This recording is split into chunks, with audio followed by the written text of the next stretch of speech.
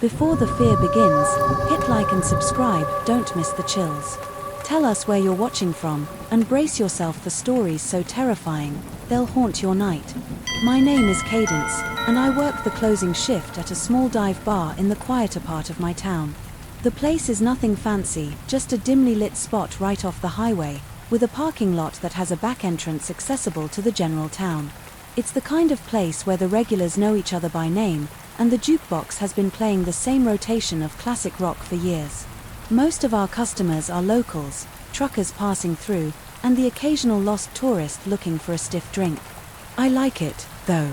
The routine is predictable, the tips are surprisingly decent, and I've learned how to handle the usual bar crowd, the talkers, the flirters, the quiet drinkers, and the ones who just want to be left alone. Weekends are obviously a lot more hectic, but the thing about working during the week is that I'm expected to work my night shifts alone. I don't even get a bar back to pop in now and again. Yeah, it's obviously easier work and slower during the week, but I miss the company of my co-workers. I tend to be pretty vigilant during my shifts because we do get the occasional bar fight, considering the kinds of crowds we attract. That's why I clocked the guy immediately. It was sometime after 1 o'clock in the morning on a Tuesday when he walked in. If I had to guess, I'd say he was in his late 40s, but he was extremely clean-cut and well-groomed, not the kind of look you'd expect from a guy his age in an area like this. He was wearing a black turtleneck underneath a black trench coat, definitely well-dressed but casual about it. I'm not sure how to explain it, but he had this aura of sophistication about him that makes you think of money, real money, not the loud look-at-me kind. He glanced around slowly before walking swiftly over to the bar and taking a seat. I also remember him having oddly good posture, but that's neither here nor there. When I walked over, he glanced at the bottles behind me and ordered something top shelf without hesitation. As I was pouring his drink, he asked me if I liked working here, with a smile on his face. It was a normal enough question, so I answered him honestly. I told him yeah and smiled back. I then made a joke about being a bartender or something. I wish I could say I got a creepy vibe from him, but that's not the energy he was giving off. He genuinely seemed like a stand-up guy, kind of like the single dad at his kid's baseball game who gives the whole team a high five. He chatted with me for a bit, which I didn't mind since the bar was pretty quiet at that point. Eventually, he asked me if I ever thought about doing something bigger, which I admit was somewhat bizarre. Again, though, not a totally creepy question given the nature of the situation. I gave him my standard bartender smile and told him I was happy for now. He nodded and sipped his drink, seemingly disappointed at my answer for reasons I didn't understand. After a long pause, he asked me what time I got off out of nowhere. That question surprised me. I hadn't picked up any kind of flirting from him whatsoever, so I was a little disappointed to discover that our conversation had just been another one of those empty attempts at getting my number. I smiled and gave him a vague answer, trying to brush him off in a friendly way without seeming uptight. Before he could answer, I busied myself and began wiping down the counter. But he didn't press. He just smiled like he already knew, then drained his drink and pulled out a crisp $100 bill, laying it gently on the bar like it was nothing. Then, without another word, he walked out into the night. I didn't really know what to make of the encounter. I know it sounds like nothing, but his demeanor was just so far off my radar that I was intrigued. Either way, I figured I was never going to see him again and got on with my life. As it would turn out, though, I was wrong.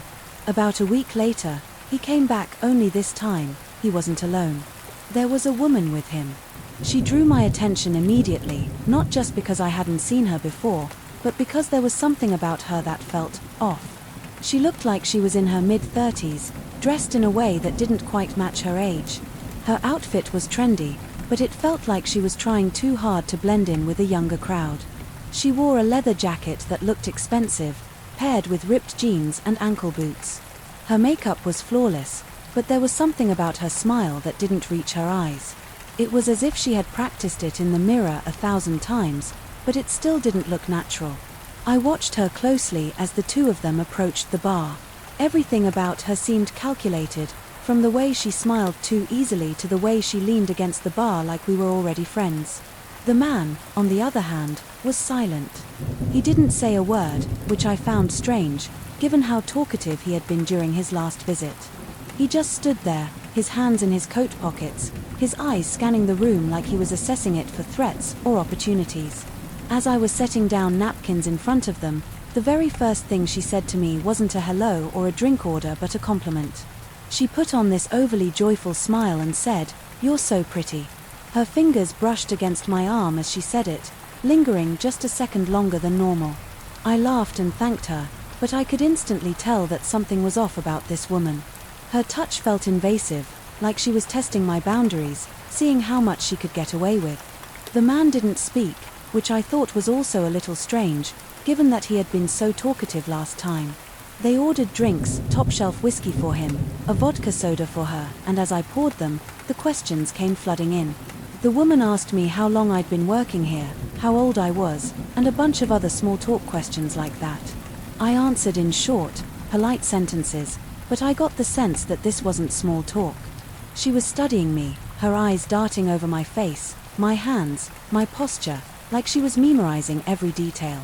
At one point, she looked over at the man, and it seemed like they were communicating despite not speaking. There was a subtle shift in her expression, a slight nod, and then she turned back to me. "I run an exclusive event club," she said, leaning in a bit and lowering her voice as if to prevent her from being overheard by another patron. "We're always looking for young, fun people for private parties. You'd make a killing $10,000 for a weekend." I let out a small, forced laugh and told her it sounded too good to be true. She insisted that it was real and told me that a bunch of girls like me worked for them. Her smile never faltered at any moment, which was starting to creep me out. She steered the conversation back to the job, circling around the same words: fun, safe, exclusive. Then, casually, she said, "You should step outside for a second. There's someone who can explain it better." My pulse kicked up. I wasn't playing around at that point. I didn't even bother pretending like I wasn't creeped out. "I'm good," I said in a firm voice, no smile on my face this time. Just then, a group of customers walked in, laughing and talking loudly. The woman's expression changed in an instant, her friendly mask slipping just slightly before she turned to the man beside her. Without another word, they left. I'd be lying if I said I wasn't unsettled after that. Those random people had just propositioned me for God knows what. I told my co-workers and my boss about the situation, and we all agreed to keep an eye out should those people return. My boss assured me that he was always a 15-minute drive away should I need him, and the bar security cameras were typically enough to deter any misbehavior. There wasn't really much I could do beyond that. It's not like those people had done anything illegal. I tried to push it out of my head, but a few nights later, after closing, I saw the car. It was parked across the street, engine off, just sitting there. I tried to tell myself it was nothing, but the feeling of being watched crawled over my skin like static as I walked to my car. I kept my head down, my keys clutched tight in my hand. When I pulled out of the lot, I checked my mirrors. The car followed. It stayed back just enough to avoid suspicion, but every turn I made, it was still there. I took a random turn onto a side street, and it followed. Another. Still there. I started freaking out internally. I knew it was them. I forced myself to stay calm, to think.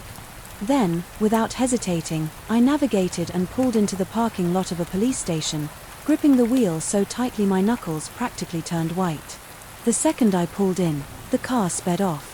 Nothing happened after that for a while, but I knew it wasn't over. It turned out I was right. It was a slow weekday shift, barely anyone coming in by midnight. I was wiping down the counter, half thinking about closing early, when the door creaked open. It was the woman. I immediately sent my boss a text as inconspicuously as I possibly could. I looked back up, and the woman was staring at me with that same artificial smile. She walked slowly to the bar and sat down with her hands folded neatly. I was debating just telling her to leave when she said, "Thought I'd come check on you." My stomach started twisting, but I did my best to hide it. I told her we were about to close and that she had to leave, but she made this pouty face and asked for just one old-fashioned. I thought about denying her, but I figured pouring the drink would stall her long enough for my boss to arrive. So I turned around and got started, trying to keep my cool. And then I heard it, the soft, unmistakable click of the front door shutting. I whipped around. The woman was gone. I felt this awful pit in my stomach as I stepped toward the entrance. Through the glass, I saw it, a black van idling just outside. Without thinking, I locked the door as quickly as I could, but then there was metal rattling from the back door. Someone was trying to get in. I didn't think. I grabbed the heaviest thing I could, a metal shaker, and clutched it like a weapon as I dialed 911 with my other hand. There was no way the police would get there in time, so I thought about making a run for it out the front door.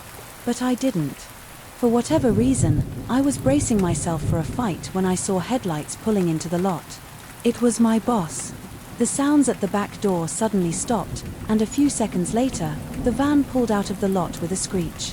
I embraced my boss and told him what had happened. He said he had gotten the license plate of the van as it was leaving. When the cops arrived, my boss reviewed the security footage with them. It was worse than I had imagined. Just before the woman left, the cameras had captured two masked figures crouching near the front door, waiting. There was another person in the back who was banging on the door with his fist, clearly trying to flush me out to the front. It was downright horrifying. To make matters worse, the plate number my boss had caught turned out to be unregistered. It's been quite a while since this incident, but no progress has been made. The only good news to come out of the whole thing is that my boss doesn't make me work alone anymore. Despite that, I'm still extremely uneasy anytime I'm scheduled for a night shift. I still question how they knew I'd be working alone. It doesn't make any sense. Even now, I often think about what would have happened had I given in to fear and run out the front door. I used to work the night shift at a gas station convenience store off a quiet stretch of highway. I say used to because after what happened to me a few months ago, I won't work a night shift again. It's a small station, the kind that barely gets any business once it gets late. Most of my shift was spent restocking shelves, wiping down counters, and occasionally ringing up a trucker or traveler passing through.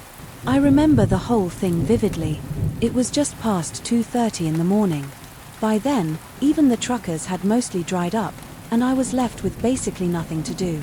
I scrolled mindlessly on my phone, trying to kill some time. At one point, I stepped outside for some air, rubbing my hands together against the cold. I exhaled a few times, watching my breath disappear in the cold. The parking lot was empty, just the pumps, the road, and the dark stretch of trees beyond. The neon sign flickered faintly, and I remember it being hazy out, like you could literally see the moisture in the air. Even with the highway not too far off, it was pretty silent out there. Right as I was about to walk back toward the store, I noticed something move out of the corner of my eye. I whipped my head around and realized there was a person standing behind one of the pumps. How had I not noticed him earlier? He was wearing a dark red hoodie with the hood up, and he had both hands shoved in his pockets. There wasn't a car in sight, so he obviously wasn't fueling up. The only thing was, he didn't seem to be heading toward the store either. He was just standing there, half turned toward the store, like he was watching me. At first, I figured maybe he was waiting for someone, but something about the way he moved rubbed me the wrong way. He was kind of shuffling about in this circular pattern. I entered the store but made sure to keep an eye on him through the glass. I kept track of him while pretending not to, hoping someone would drive up and pick him up or something. But after a few minutes, he started walking toward the door, slow at first, then suddenly pushing inside like he'd made up his mind all at once. He walked up to the counter but didn't say anything right away, just stared at me like he was sizing me up. Then, in a rushed, almost rehearsed way, he muttered that his car had broken down just before the pumps. He said he needed a jump or maybe just a little gas to get to the next town. I was literally shocked. He wasn't even trying to make his story believable, like I couldn't believe he actually expected me to buy his BS story. I offered to call a tow truck instead. No, he said too quickly, shaking his head. He just needed a flashlight, maybe some help checking under the hood. Something was definitely off, that much was true. The way he spoke, the way he watched my reaction, it felt like a test. To be fair, though, people walking into gas stations at that hour are usually a little strange, and I started wondering whether he actually needed help and was just an odd person or on something. I asked him where his car was parked, and he told me it was just beyond the highway entrance. I was obviously skeptical, but then he pointed at the monitor behind me. I turned to look at the screen, and to my surprise, there actually was a car parked out there. I thought to myself, oh crap, maybe this guy really does need help. And that's when it hit me. I had literally just been outside, and I would have remembered a car parked out there. I glanced back at the monitor and saw the slightest movement near the car's back bumper. Someone was crouching just out of view. A cold wave of dread hit me. I forced a casual smile and agreed to help the guy, but not before telling him I needed to grab my phone from the back office. I turned slowly, not wanting to spook him, but the second I was out of his direct sight, I slammed my hand onto the emergency panic button under the counter. The alarm went off instantly, screeching through the store. I expected him to attack me, but what he did instead was even more unsettling. His nervous energy disappeared, no more fake urgency, no more shifting from foot to foot.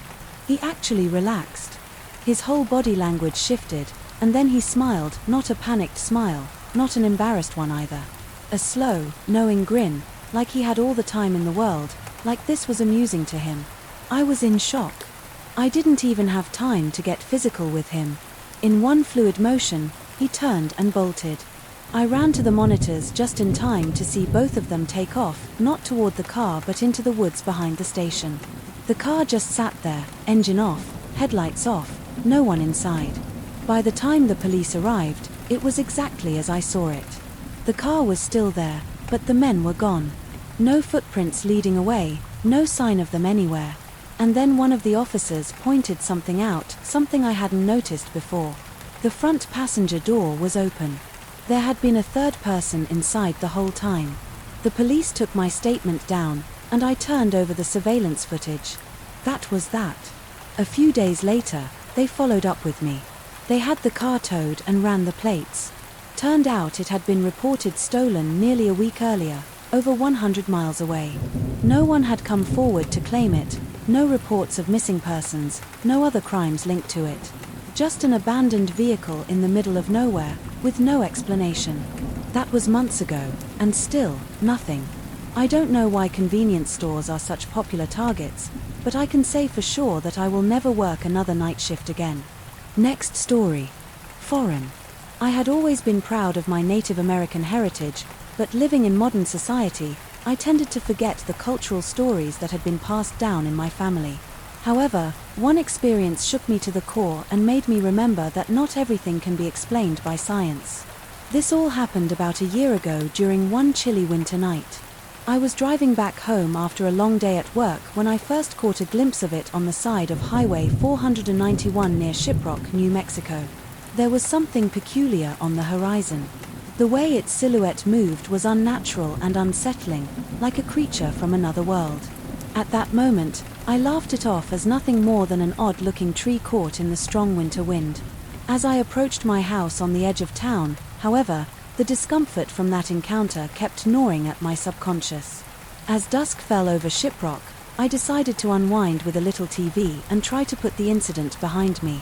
That's when I heard it, a faint, scratching sound coming from outside my window. I peered through the blinds and saw something similar to what I'd seen earlier. While driving, my heart pounded against my chest as I grabbed my phone and dialed my best friend, Alex, who lived just around the corner. When he picked up after 3 nerve-wracking rings, his voice came out as sleepy slurs. "Alex," I whispered hastily into the receiver. "There's something outside my house right now. It's like a creature, or something. Are you kidding? What does it look like?" He asked Tire Depot. With a hint of curiosity, "I can't exactly tell," I admitted in hushed tones. "It's tall and covered in what looks like thick fur." Before Alex could reply, something sudden caused me to drop the phone. The creature outside began hurling rocks at my window, shaking with fear. I listened to the sound of cracking glass and the hiss of wind seeping through the cracks. The creature was aggressive in its assault, and I started to panic as I scrambled frantically to find a place to hide. I recalled the old legends passed down by my grandmother's stories about terrifying monsters that roamed the land and tormented tribes. My heart skipped a beat when I suddenly remembered a word that sounded eerily similar to what now approached my house skin walk. I knew then that none of those stories were just legends. The creature outside was real, and it seemed truly intent on my demise. I scooped the phone off the floor and whispered urgently to Alex, "You have to get over here right now. I don't know if this thing will break in. Be careful when driving. It might see you too." "I'll bring my shotgun," he said with an unnerving calmness that shook my core more than any loud roar could. As Alex sped toward me, the creature pounded harder against the house's walls, causing items inside to rattle violently.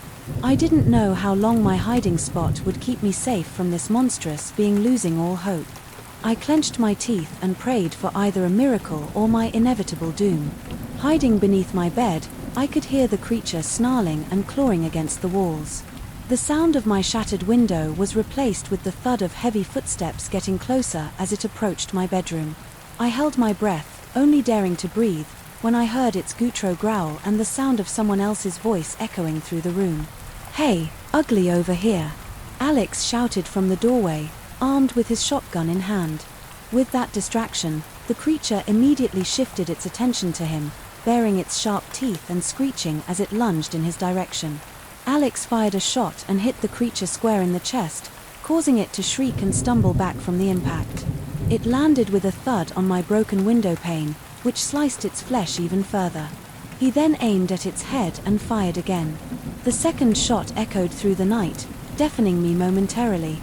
The creature let out a final distorted scream before collapsing onto what remained of my bedroom floor. Its body quivered as life began to flee from its form until finally falling limp. Dead or unconscious, I couldn't be sure, was sweat dripping from his forehead. Alex rushed over to help me out from under my bed. "What the hell is that thing?" I asked him shakily as adrenaline coursed through my veins. "I'm not entirely sure," he admitted grimly as we both stared at the unmoving form of our attacker. "But I've heard stories about Skinwalker from my uncle, who lives on a nearby reservation." Our conversation was cut short by sirens blaring in the distance, most likely triggered by the sounds of gunshots in our quiet neighborhood. Unsure whether this creature would remain incapacitated for long or not, we resolved to wait outside for help to arrive. Through our frantic explanations, the police seemed skeptical but ultimately decided to pass the creature's remains along to local tribal members who had knowledge of such creatures and how to handle them. I overheard one officer mention that he'd encountered a similar case several years ago. With the help of the community and my renewed sense of friendship with those around me, I started to rebuild my life after that horrifying encounter with the creature colloquially known as a skinwalker. And though it may seem like an overall happy ending for me, there are times when I hear an odd growl in the wind or encounter frenzied animals in my yard. Those eerie moments forced me to wonder if perhaps that skinwalker wasn't alone. After all, could there be more out there, and how long would it be until terror strikes again? The ever-blooming uncertainty keeps me paranoid and alert, ready for whatever horrors may come next. My name is Aiden, and I come from a long line of Native American ancestry. I never really thought much about my heritage until a series of bizarre and terrifying encounters unveiled something unsettling lurking in the world around me. My life was pretty mundane before all this started. I spent my days working as a computer programmer and indulging in my love for stand-up comedy whenever I could. As they say, laughter is the best medicine, right? At least that's what I used to believe. It all began a few months ago when my cousin Terry invited me to her housewarming party at her newly purchased home in upstate New York. The location had always intrigued me with its history, deeply rooted in Native American culture and folklore. Despite not knowing much about our ancestors, I felt drawn to learn more about their stories and legends. The night of the party, with classic tunes wafting through the air and family members mingling narrowly, I ventured out into the backyard for some fresh air. The moon shone brightly overhead as I admired Terry's beautiful garden filled with colorful flora, red roses, pink peonies, and indigo irises, all of which were dotted amid slush green foliage. As my eyes wandered across the yard, they became transfixed on a sudden movement on the garage roof. A figure as dark as zinc slithered along the edge like a skilled tightrope walker, its elongated limbs bent at unnatural angles. As it maneuvered, with spine-chilling grace, a shudder rippled down my body as instinct urged me to scream or run at least. Yet an irrational curiosity held me firmly planted there. I couldn't see any discernible features on the creature. It seemed to be just an utter black mass of darkness that absorbed light around it. I watched the thing intently until it slipped back into obscurity behind stacks of firewood near the fence line. Unable to shake the encounter from my mind, I apprehensively returned to the party. My cousin Connor had pulled me aside, noticing my paleness. "Are you all right, man?" he asked. Concern etched on his face. "Oh, yeah, you know how it is with these family gatherings," I replied, attempting a weak smile and masking the truth of what I had seen. The subsequent weeks were filled with paranoia and countless research efforts piecing together an understanding of this elusive creature, tied to our ancestry photos and eyewitness accounts, spoke of a dark entity that could shapeshift with ease, terrorizing communities in days. Long past words spread among our family members, along with whispers that the very same creature had been spotted prowling around their homes too. The mystery deepened as every attempt to confront or capture it resulted in failure. This unseen force seemed to enjoy toying with us, enveloping us in a nightmarish game. Despite this overwhelming threat devolving into our reality, we never stopped looking out for each other. My sister, Kira, organized an impromptu dinner gathering at her apartment one evening, inviting several relatives that we seldom saw. As the evening wore on and conversations flowed freely among us, all sharing stories of our lives and love lives, the atmosphere gradually became tenser as our thoughts continuously drifted back to the unsettling sightings and events involving the dark figure. My cousin Terry decided it was time to change the topic, so she brought up our family's intriguing Native American heritage. Connor suggested that we consult a local historian familiar with regional folklore, who might be able to shed some light on the enigmatic figure haunting our lives. We quickly agreed, and Terry contacted Mr. Walters, a well-regarded historian who agreed to meet us at her house the following day. When Mr. Walters arrived, he seemed like an ordinary elderly man in his 70s, with glasses perched on the tip of his nose in a warm, welcoming smile. But as soon as we began asking questions about our ancestry and the mysterious figure, his demeanor shifted. His eyes narrowed and he asked if we had experienced any direct encounters with the entity. After listening to our individual accounts, Mr. Walters' face turned pale and he nervously swallowed. Before beginning to speak, he explained that local legends told of an ancient being known as Indulger, a shape-shifting spirit capable of taking on various forms to terrorize its victims. He believed it had been dormant for centuries but had somehow reawakened due to our newly sparked interest in our family lineage. As the hours passed, Mr. Walters divulged more tales about Indulger and its terrifying abilities, including how it could replicate human voices to lure its prey and warp reality by manipulating shadows.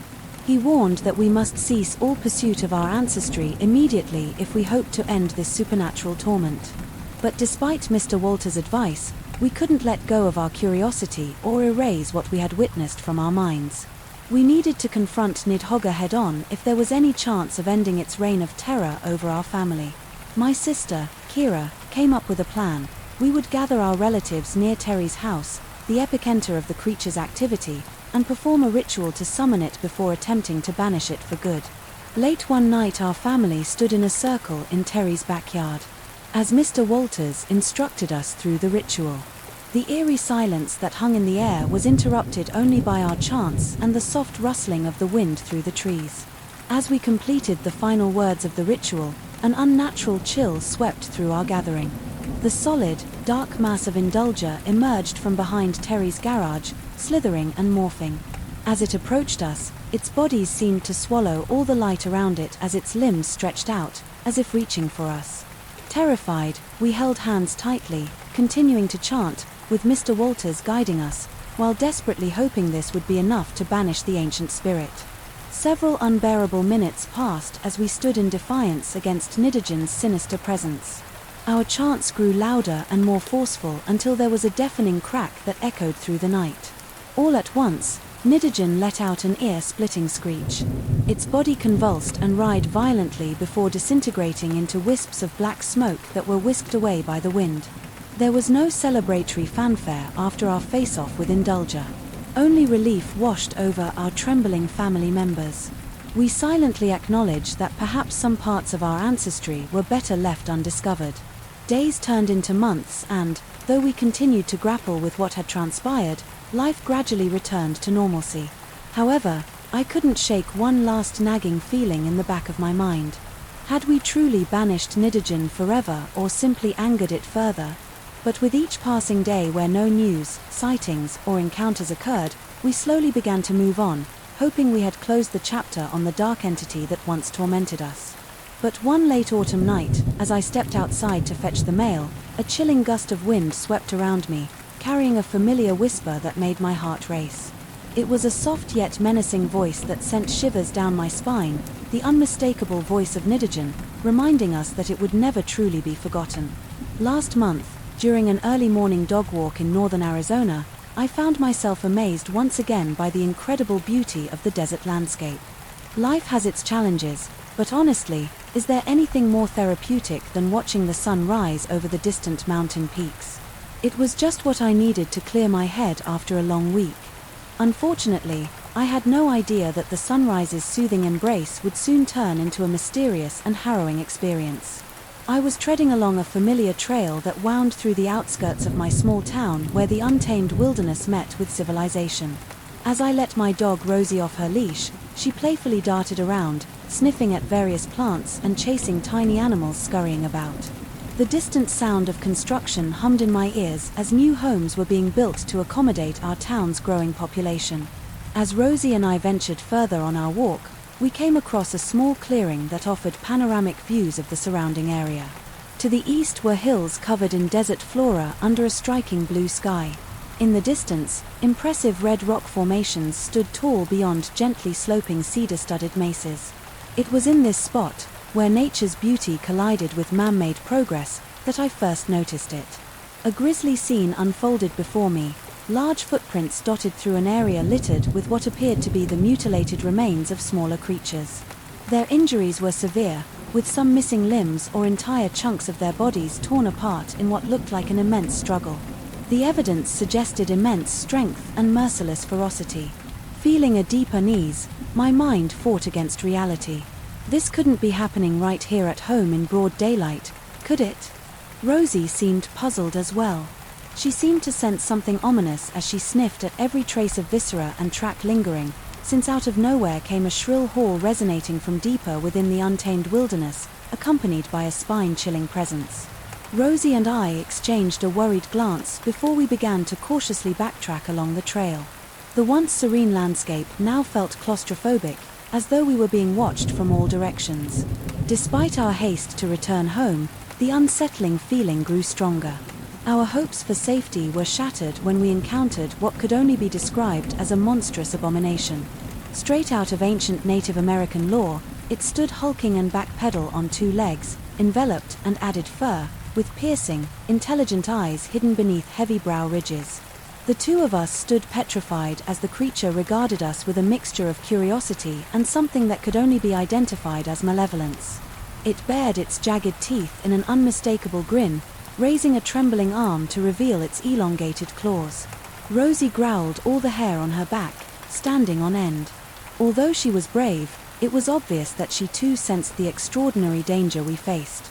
Suddenly I thought back to fetching my grandfather's old hunting rifle every time he needed it for some crazy adventure. But never had I ever been in such dire need of a weapon as I was now. I thought of the many family camping trips and hunting expeditions where gunfire was a part of life. But this was different. This was no bear or coyote. This was something far more sinister. In a state of paralyzing fear, Rosie lunged towards the creature with pitiful defiance. The monster met her bravery with overwhelming might, swiping her aside like a rag doll. It was clearly toying with its prey, in this case us. Rosie lay on the ground whimpering blood, staining her fur. I felt both fear and rage bubbling inside me, adrenaline surging through my body with every beat of my heart. The creature moved cautiously, stalking us as it tightened its circle around us, knowing that escape was impossible. Time ticked away, each second, feeling like an eternity as I prepared to give in to my despair. From behind me came a bear's growl. Enraged and territorial. The bear approached the scene at full speed, startled by the unusual intruder. The inhuman monster seemed annoyed by this new challenger, yet he chose to confront it without hesitation. The bear's growls heightened into fierce roars as it approached the monster head-on, a clash that turned my blood cold as agony-filled screams filled the air. I saw my opportunity to escape before things became even more gruesome and heard they picked up Rosie. As we sprinted away as fast as we could, leading the dreadful sounds behind us. We made our way back to town together, but decided not to tell anyone about what happened in those woods. No one would believe us anyway, but all the evidence remained etched deep within us. Every memory of that day would come rushing back each time we passed by it or thought of retracing our steps onto that trail. A few weeks later, a few local kids ventured into those same woods late one night and returned with tall tales of eerie bone-chilling owns and gut-wrenching growls. No one believed their stories either, but I knew that somewhere out there that beast still roamed. Bar owner Old Pete once mentioned an ancient native legend about a fearsome creature known as Toklo, whose eyes glow deep crimson in the moonlight, only emerging during the full moon to hunt its newest prey. The description matched the ferocious being I'd seen firsthand. But who or what could stop something so powerful and merciless? As the weeks continued, more people began exchanging whispers about strange happenings in the woods surrounding our town. It was as if the darkness had descended upon us all like an unspoken curse. I knew that one day, maybe not too distantly, I might have to face that monster again. Questions burned through my mind. Would there be more violent encounters with Toklo? Did my battle with it leave a permanent mark on me? I suppose some answers are best left unspoken, for the ghastly truth might be too much for us to face.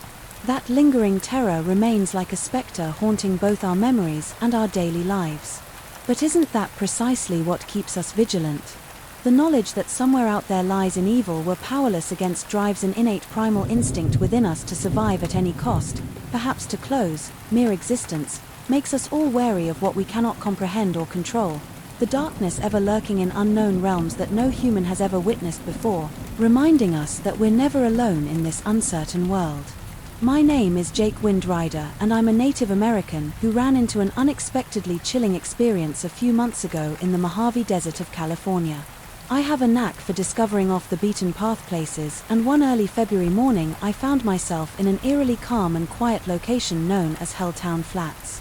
There were no dark clouds or thunderstorms on the horizon, just the seemingly usual windy sounds brushing against the sand and cacti.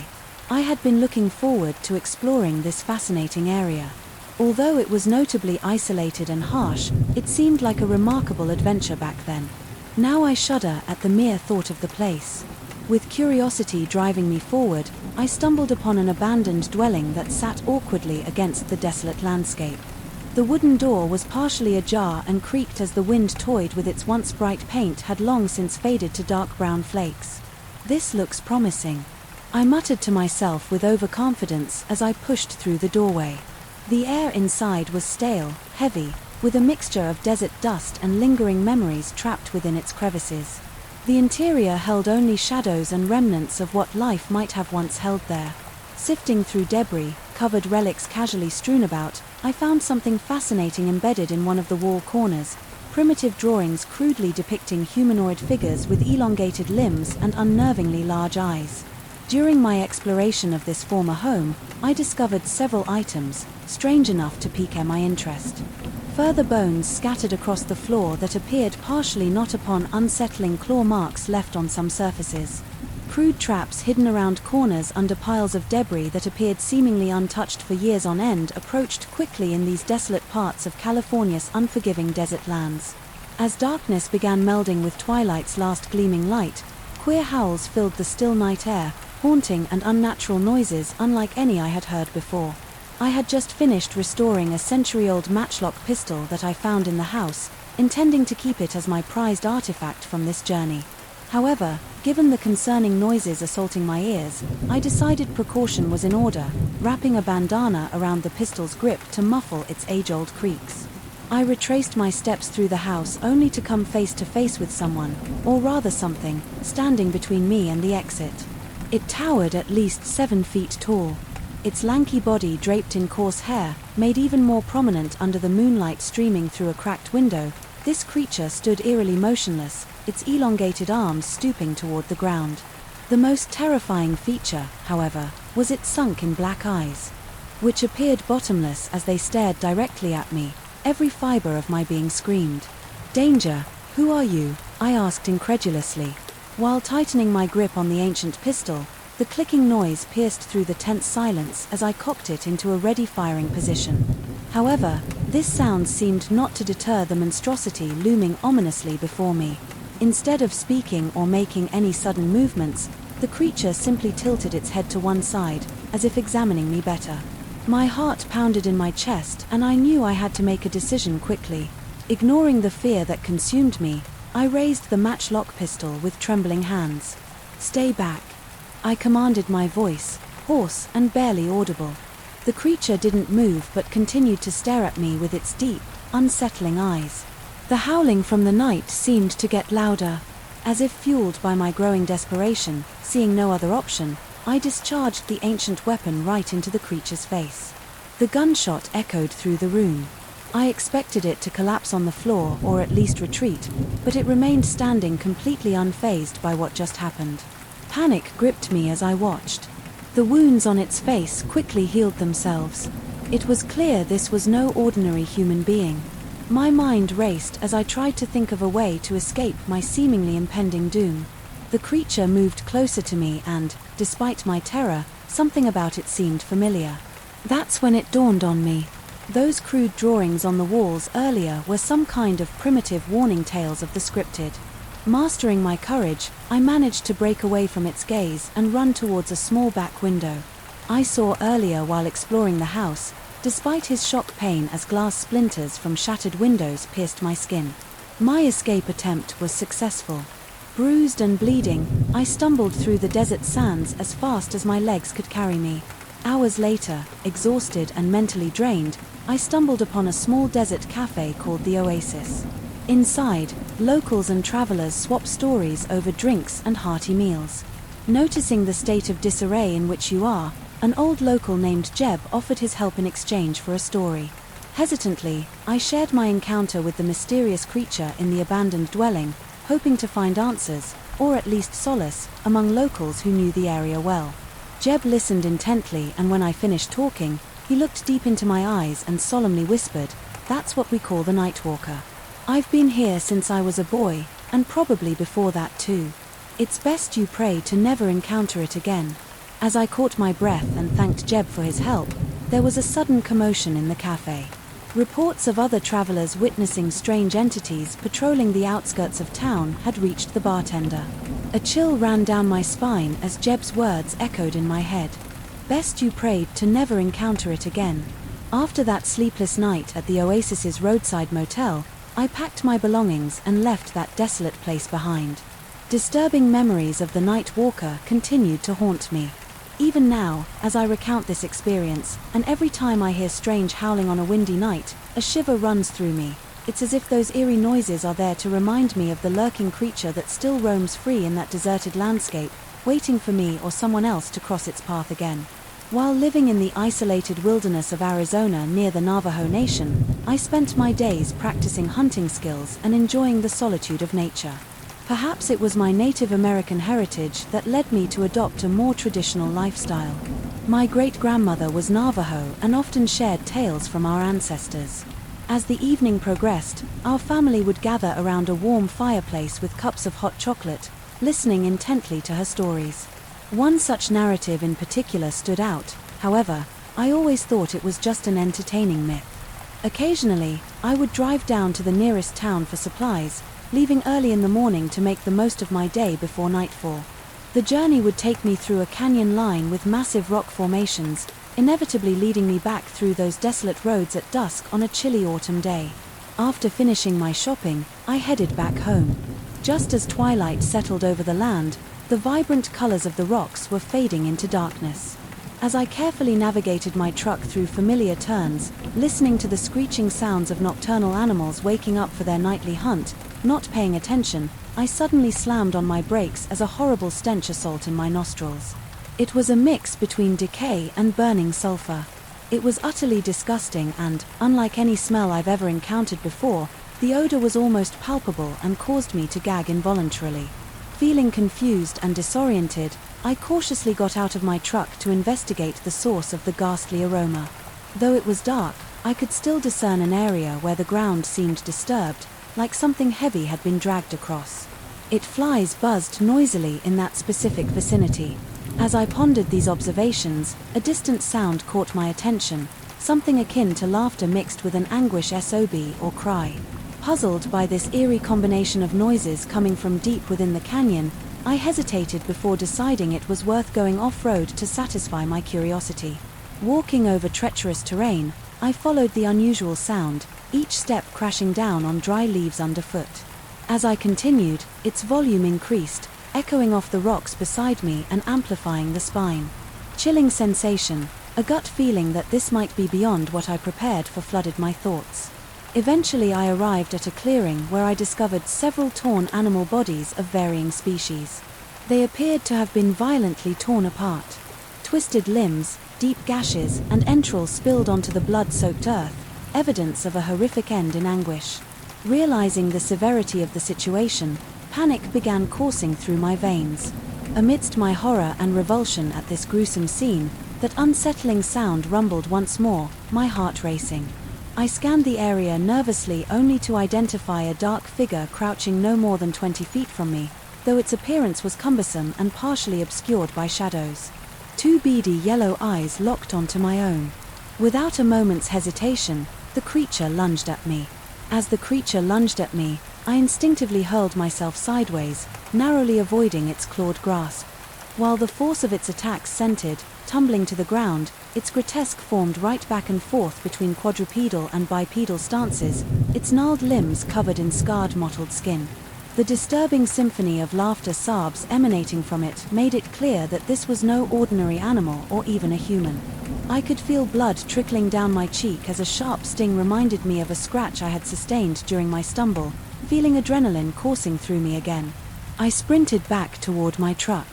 The horrifying sound of pursuit echoed behind me, driving me to run faster than ever. Before scrambling up the rocky embankment, I glimpsed my salvation, the headlights of my truck only a few feet away. I reached for the door handle.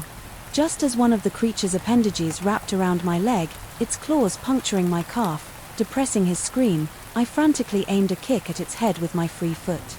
Soon enough our lab was able to decipher the strange symbol's origin, an ancient cult lost within history's depths in disbelief. Panic gnawing at my insides, my team and I dived even further into researching this cult. We discovered they believed in a prophecy detailing an apocalyptic event spearheaded by sinister creatures. Once thought mythical, it seemed impossible, but there was the connection between that abandoned house outside town and that seemingly otherworldly behemoth attacking people without warning. Now, armed with this new puzzle piece, everything suddenly snapped back into focus.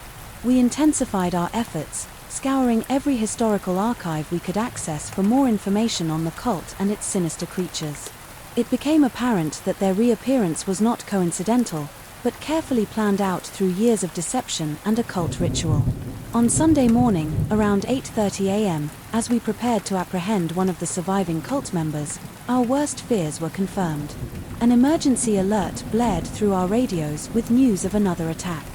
This time the creature had been sighted near an elementary schoolyard, leaving a trail of utter devastation in its wake, leaving us no choice but to act before it was too late.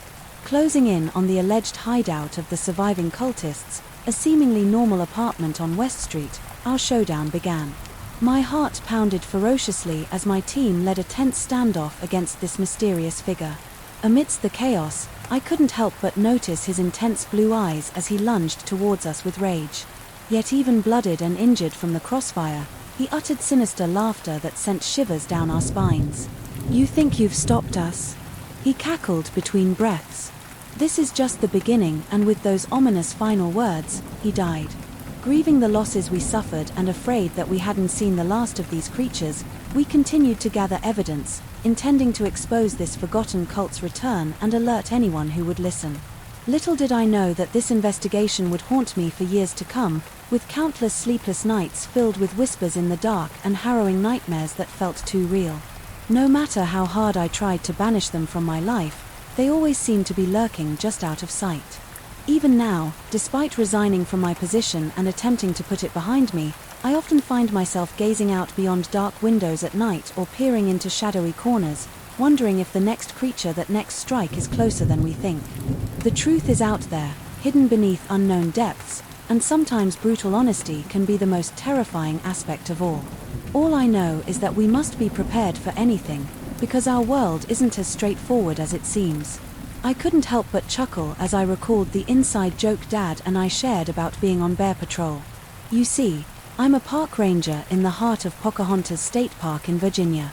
My father always joked that my sole responsibility was chewing away Aaron bears, but little did we know how absurdly close our joke would come to reality. My work often involved patrolling the trails, checking out campsites and making sure visitors were having an enjoyable time. It was either too hectic nor too laid back. Just another day, in the great outdoors, during one of my patrols, I stumbled upon a group of terrified campers, huddled together around a tree. When they saw me approaching, dressed in my uniform, you could literally see the relief washing over their faces. "Thank God you're here," said one man who introduced himself as Todd. "We were just attacked by something out there." I tried to calm the group down and excuse their panic as mere exaggeration brought on by fear. The park was home to wildlife such as bears and mountain lions, but attacks were rare and unlikely. As they began to recount their tale, I listened carefully and noticed something peculiar about the way they described their attacker. The man named Les kept saying it had unnaturally long arms that would brush against trees while it chased after them. "Okay, so maybe a curious bear or mountain lion might have approached your campsite," I suggested logically, but Dashno interrupted. "Leah, another camper shaking with fear. This thing had these eyes. You can't explain it. They just glowed." The rest of the group agreed with intense nods, sighing with skepticism. I decided to investigate the site of the incident, if only to keep them from losing their minds over what was most likely wild animal behavior. As we approached the campsite, I noticed scuffs on the dirt trail that looked a bit off. They weren't typical of bear or mountain lion tracks and seemed to have been made by something else. Upon reaching the campsite, I was shocked to find it in total disarray. Tents were torn to shreds, food was scattered everywhere and deep claw marks were scored into tree trunks. The scene was far more chaotic than the aftermath of any animal attack I had ever seen in my years as a ranger. Speechless, I stood there taking it all in. When Todd hesitantly spoke up, I managed to get a picture of it on my phone. Before we ran away, he whispered, "Maybe it could help you figure out what did this, though?"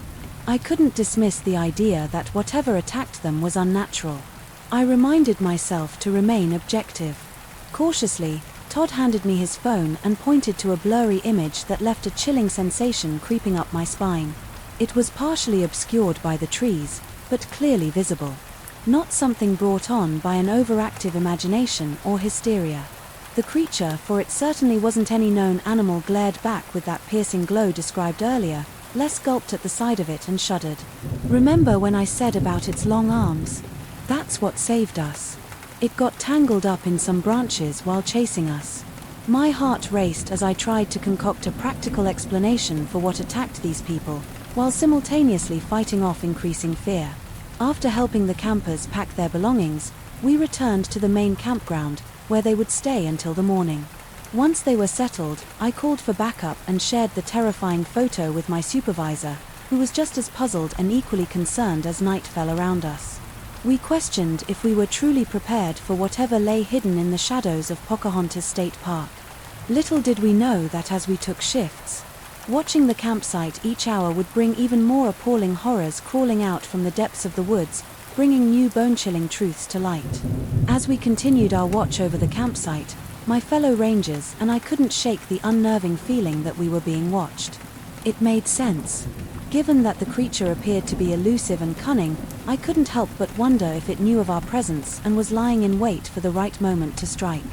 With each passing hour, we noticed small but alarming signs of its presence, the unusual absence of birdsong. The rustle of bush is a little too far away to be caused by wind. The barely perceptible scurrying sounds in the undergrowth. Each one was a sinister harbinger that sent shivers down our spines in the early hours of the morning. On the third day of our watch, we discovered a gruesome scene not too far from our position. A deer lay on the ground, torn apart with frenzied savagery. Its body was mangled, its limbs twisted at unnatural angles, and deep scratches ran across its flesh. We instantly recognized this as the work of our mysterious antagonist. As unsettling as it was, we couldn't ignore it any longer. Instead of waiting for it to come to us, we decided to venture into its territory and find some answers, equipped with tracking gear and armed with tranquilizer guns. Just in case we made our way deep into the woods. The trail soon led us to an old abandoned house. Its roof partly caved in windows, shattered, and it was covered with thick overgrowth. We cautiously entered through a partially broken door that creaked loudly under our weight. In the dim light, filtering through gaps in the walls and ceiling, we began to uncover clues pointing to who or what this creature was. Newspaper clippings scattered across a dilapidated table spoke of a shadowy figure haunting these woods for years, their origin unknown. As we sifted through dusty books and tattered papers littered around the house, we discovered the story of a hermit who once lived here. Local legend has it that he dabbled in dark magic and became forever bound to the woods as a cursed creature. The name Simon Hodge kept reappearing in the old documents, deducing that our assailant was none other than this unfortunate man, now only known as Simon's Beast. We set about finding a way to end his terror without taking his life. After carefully examining the house, we stumbled upon a hidden basement guarded by rusty iron bars. Down the stairs we noticed several ancient tomes amid the debris, some of which contained accounts of magical rituals and historic curses. Among them, we found a peculiar book detailing method of lifting such curses for beings like our antagonists. Fortified with our newfound knowledge, we returned to the campsite armed with more than guns and tracking gear. This time using a combination of tools, banishing rituals, and guidance from the old books, we attempted to break Simon's curse. As expected, the beast showed up on the final night of our mission. It charged at us with the same fearsome appearance captured in Todd's picture, glowing eyes seething with rage, while its unnaturally long arms reached out toward us. By sheer luck, or perhaps divine intervention, we managed to halt its attack using the information gleaned from those ancient texts. Silently reciting powerful incantations, while following specific patterns drawn on the ground, seemed to weaken it temporarily. The creature stood there motionless, its monstrous form quivering but unable to move. With our breaths held in, hearts pounding in our chests, we finally removed what remained of Simon Hodge's ill-inflicted curse, and slowly but surely, his visage changed from ungodly creature to human, again a tired and battered man, unsure of his surroundings. We had succeeded not only in stopping the threat to Pocahontas State Park, but also in saving Simon from his corrupt fate. As he spotted profuse thanks, we knew he would have a lot of catching up to do with the modern world. However, another thought hung heavy over us, that the day might come when nature would unveil more dark mysteries. For now, life at the park will return to its peaceful routine. Nevertheless, I couldn't help but remember the joke Dad and I used to share about Bear Patrol. Our laughter was now accompanied by a newfound respect for the hidden complexities of the world, a humbling nod to the intriguing unknowns that lay at the heart of the great outdoors. The sun had nearly set, painting the sky in mellow shades of orange and pink. I had just come back from a weekend camping trip to the Sand Lakes wetlands in Pennsylvania, which had been quite uneventful, pretty dull actually. As I walked into my kitchen, I noticed a smudge of mud on my boots and let out an involuntary chuckle, remembering the time when I was waist-deep in swamp water after trying to retrieve my hat that had blown away while hunting alligators in Louisiana. There were no cryptids at that time, but it was definitely an entertaining experience. I went upstairs to take a shower and wash off the remnants of the weekend. As I lathered up my hair with shampoo, a sudden noise reverberated through the bathroom, breaking me out of my peaceful reverie. It sounded like something breaking or being knocked over outside my house. I hastily rinsed off the shampoo from my hair and grabbed a towel, wrapping it around myself. As I rushed downstairs to investigate the disturbance, cursing under my breath, I remembered that I left my phone upstairs and had no way to call for help if needed. Peeking through the window blinds, I saw chaos unfolding in my usually serene backyard. My garden furniture was strewn across the lawn. Shattered clay pots lay on the ground, remnants of flowers were strewn beside them, and there was an eerie, unpleasant smell wafting through the window crack. What caught my attention, however, were two distinct sets of footprints, one human-sized and another significantly larger, with faint scratch marks around them barely visible among the wreckage. A wave of unease washed over me as I tried to rationalize what could have caused this unsettling scene. Was someone playing a prank on me? Were those footprints just an odd result of the broken planters? My mind raced with possibilities, but none made complete sense. Deciding to explore the backyard and find answers, I slipped on a pair of pants and retrieved a baseball bat from the closet. As I cautiously stepped into the chaos, I realized there was another sound in the dissonance, a faint whimpering. Searching for its source, I discovered my usually fearless neighbor's dog, Daisy, cowering near the fence. To my surprise, Daisy had some red markings on her fur that looked ominously like blood.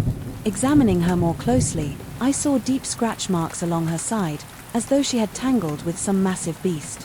As my heart began to pound with adrenaline, I became increasingly aware that this was no ordinary situation. I knew cryptids were real. I'd hunted them before, but up until now I had never encountered one so close to civilization. My mind raced as I tried to determine which cryptid it could be. A werewolf. They tend to stay further north, a chupacabra. Those were mostly found in Texas and the southwestern region. No matter how much experience I had with harbors of nightmare-inducing legends, this encounter was something entirely different. More so than any other time in my life, I felt like prey, vulnerable and at the mercy of whatever merciless creature was now lurking nearby. A sudden rustling behind me confirmed my fears. Whatever this unseen antagonist was, it had doubled back. I looked around to face the threat, head on my baseball bat, poised and ready for defense. But all that greeted me were empty shadows dancing in waning daylight. Captivated by overwhelming fear and unable to shake the sense that an invisible enemy lurked just out of reach, it then spiraled from muscus suspicion into twisted paranoia. Daisy's plaintive whines were a chilling soundtrack to our mutual terror. As we navigated the wreckage together, I knew this wasn't just another run-of-the-mill hunt. If anything could be considered run-of-the-mill in my line of work, everything about this situation was palpably wrong. The lingering feeling of sheer inexplicability haunted me, halting my thoughts and freezing even my most natural instincts. My heart pounded wildly in my chest as I grasped my baseball bat, trying to maintain some semblance of control over my fear. Daisy, still cowering by the fence, her eyes wide with terror, watched me intently. The last remnants of sunlight disappeared behind the horizon, casting an ominous gloom across my backyard. As I slowly moved through the wreckage, I heard a faint sound of heavy breathing and the crackle of branches being crushed beneath an enormous weight. I knew I had little time left before the creature would strike again. I found myself face to face with this monstrous being responsible for the chaos in my backyard. Standing at least 7 feet tall, it had an almost human-like appearance, except for its elongated arms ending in viciously sharp claws. Its skin was a mottled gray, covered with filthy rags that hung off its skeletal frame. The creature's eyes glowed like hot embers as it stared into my soul with sinister intent. Realizing that escape was impossible, I whispered to Daisy to run and find help. She whimpered and hesitated for a moment, but eventually took off towards our neighbor's house. The creature let out an ear-piercing screech and charged towards me, its claws tearing through the grass. Instinctively, I swung my baseball bat, connecting with the brutal impact, to the side of its head and sending it stumbling away from me. Surprisingly, it retaliated by laughing, a chilling cackle that made my blood turn cold. It wasn't deterred by the pain or even fazed by my attempt to defend myself. This terrifying realization only worsened as it steadily approached me once more. I've been waiting for a worthy foe. It hissed menacingly through a twisted grin filled with jagged teeth in desperation. Just as it reached for me with its deadly claws, I struck again with all my strength, hitting it in the chest. While these blows seemed to hurt the creature more than before, it merely grinned even wider. Suddenly I heard the piercing wail of police sirens, which set off a spark in the eyes of the creature in a hasty attempt to flee from the incoming threat. It lashed out at me one last time before disappearing into the woods behind my house, leaving a bloody trail behind. As its prey got away, time seemed to stand still as the police hurried into my backyard, guns drawn and neighbors gathered around. I stood there drenched in cold sweat, with my baseball bat still clenched tightly in my hands. Nightmares like this need no explanation. Daisy returned moments later, her fur matted with blood and dirt, with a police officer by her side. As the medical professionals arrived to check on me and the wounded dog, I noticed something peculiar among the wreckage, an ancient silver amulet tarnished with age. Despite my battle wounds, both physical and emotional, there was no question that change had been thrust upon me. Now that I had seen firsthand what lurked in our world's dark corners, and though I managed to temporarily escape its clutches, surely this wasn't the end of our story. As questions filled my mind and Tara gripped my heart, one thing remained crystal clear: some monsters are best left undisturbed. I've been hunting cryptids for the better part of my life.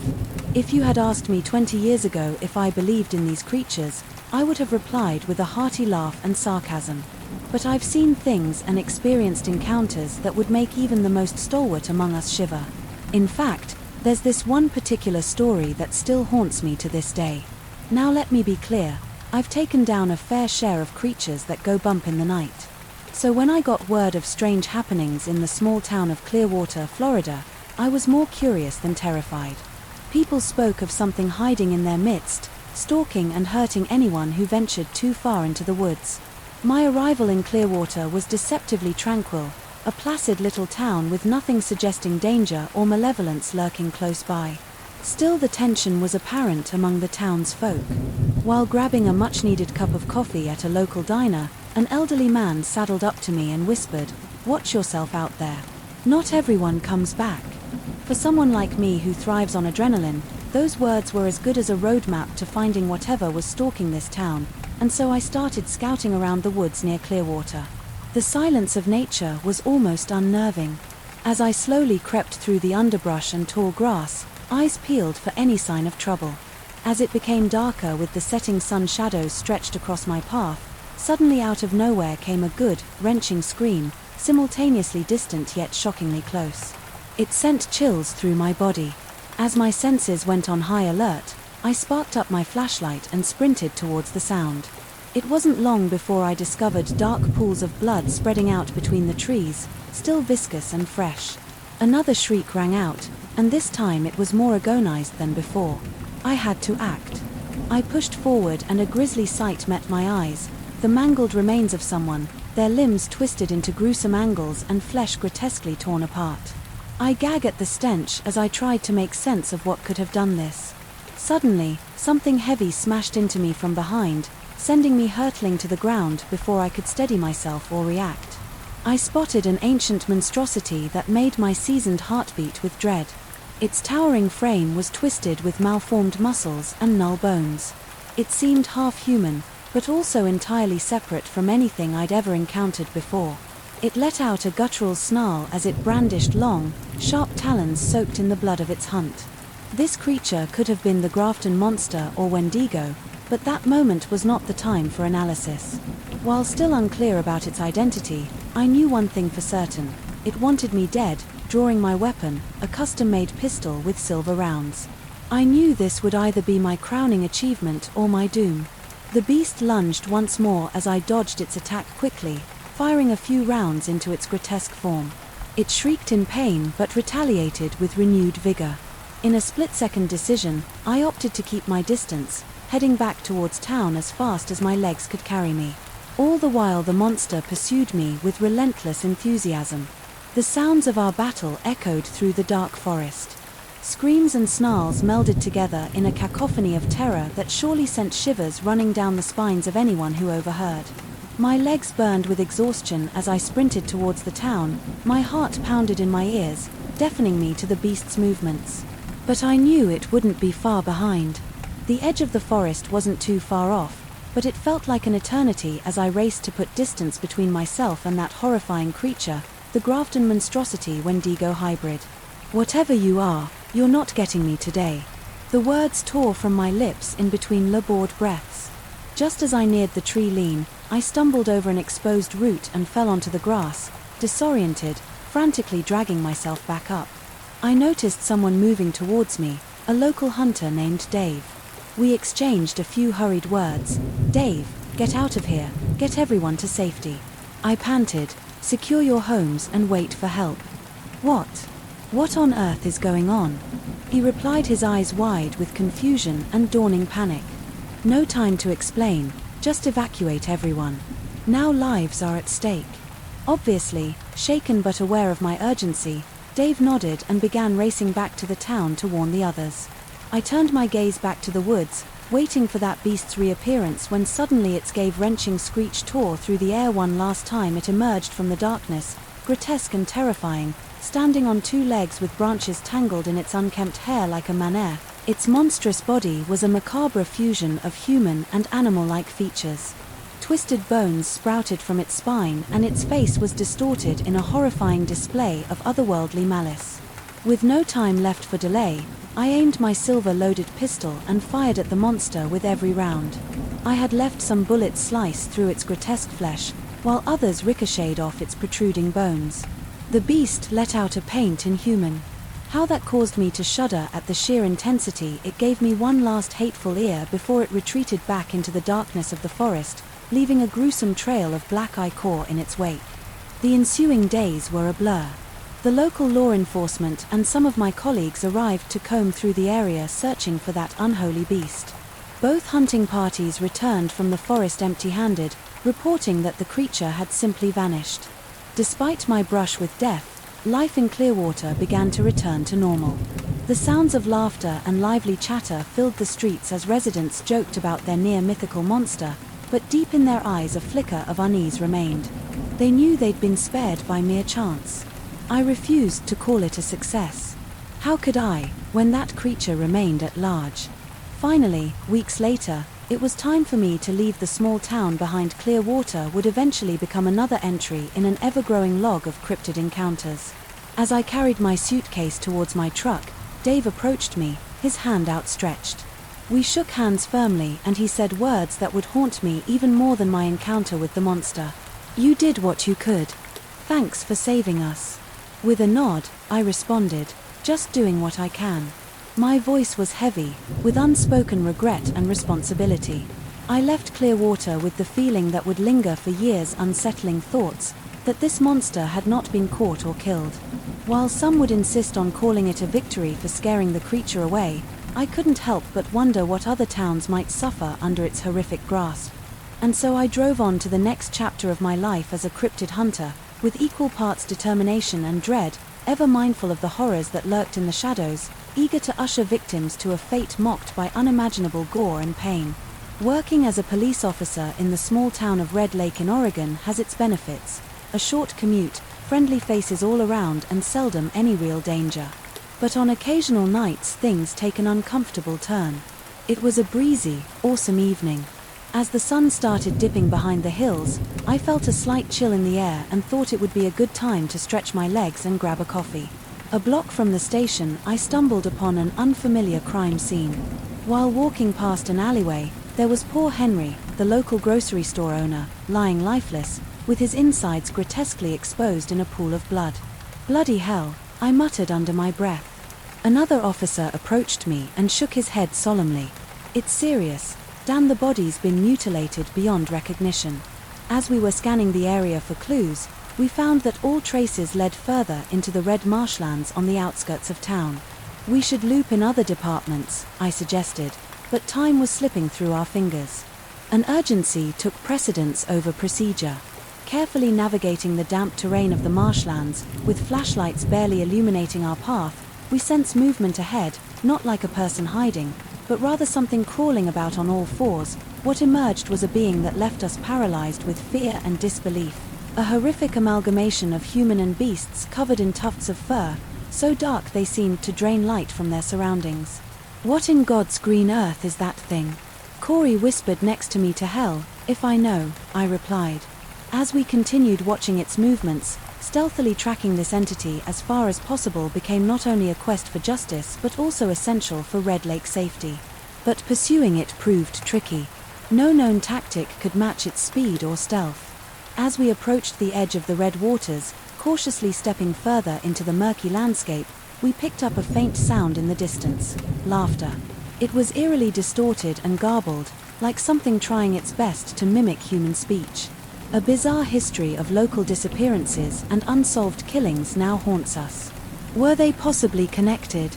We chose not to jump to hasty conclusions without evidence. As night consumed day, shadows magnified and stretched beyond recognition. There it was again, that devilish cackle making our blood run cold. The beast was toying with us, luring us deeper and deeper into the swamp. Jin, a rookie coming at Corey's request, looked pale as he whispered, "Chief, you think it knows we're here?" I tried to summon courage to reassure him. "No idea, but let's not find out inches from our position." The creature devoured its prey in a sickening display of raw brutality, flesh ripping from bones like wet paper cascading through air, tainted with blood and death. We held our breaths, remaining as silent as possible while our adrenaline surged. Compelled to end this nightmare before it claimed more lives, we decided to face our fears head-on. The creature caught wind of our presence and lunged towards us faster than any animal we had ever seen before. "We need backup now," I shouted into my radio as we scrambled for cover. All too quickly, the ambience twisted into an orchestra of gunshots and ghastly noises. Darkness tried swallowing us whole, while I saw my colleagues swiftly devoured by this monstrous being more narrowly escaping its lethal grip. As the monstrous creature tore through my squad, I witnessed acts of brutality that left me trembling in fear. My heart pounded so loudly that my ears rang with the noise of it drowning out, even the sickening sound of flesh being torn from bone as the once human monstrosity called its victims. Suddenly I felt an overwhelming urge to protect Jimmy, a rookie cop who had an uncanny resemblance to my younger brother who had passed away. "Jimmy, stick close to me," I shouted, grabbing his arm and pulling him towards a nearby abandoned building. We hurried to the rubble and debris, hoping to find some shelter and perhaps achieve a temporary reprieve from the creature's onslaught.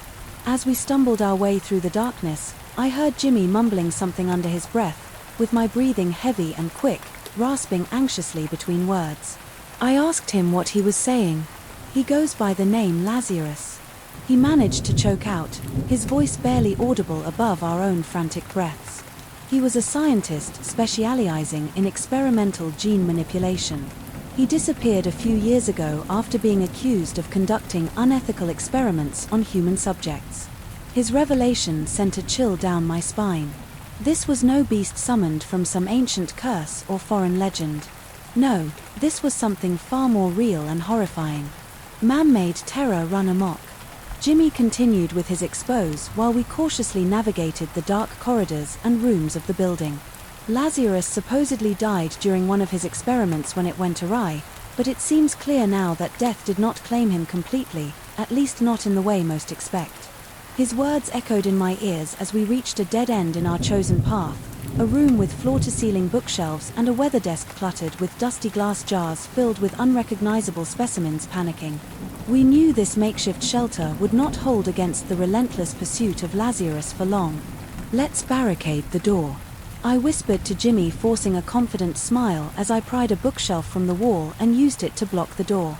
He followed my lead, assisting me in the hasty fortification while we whispered fervent prayers.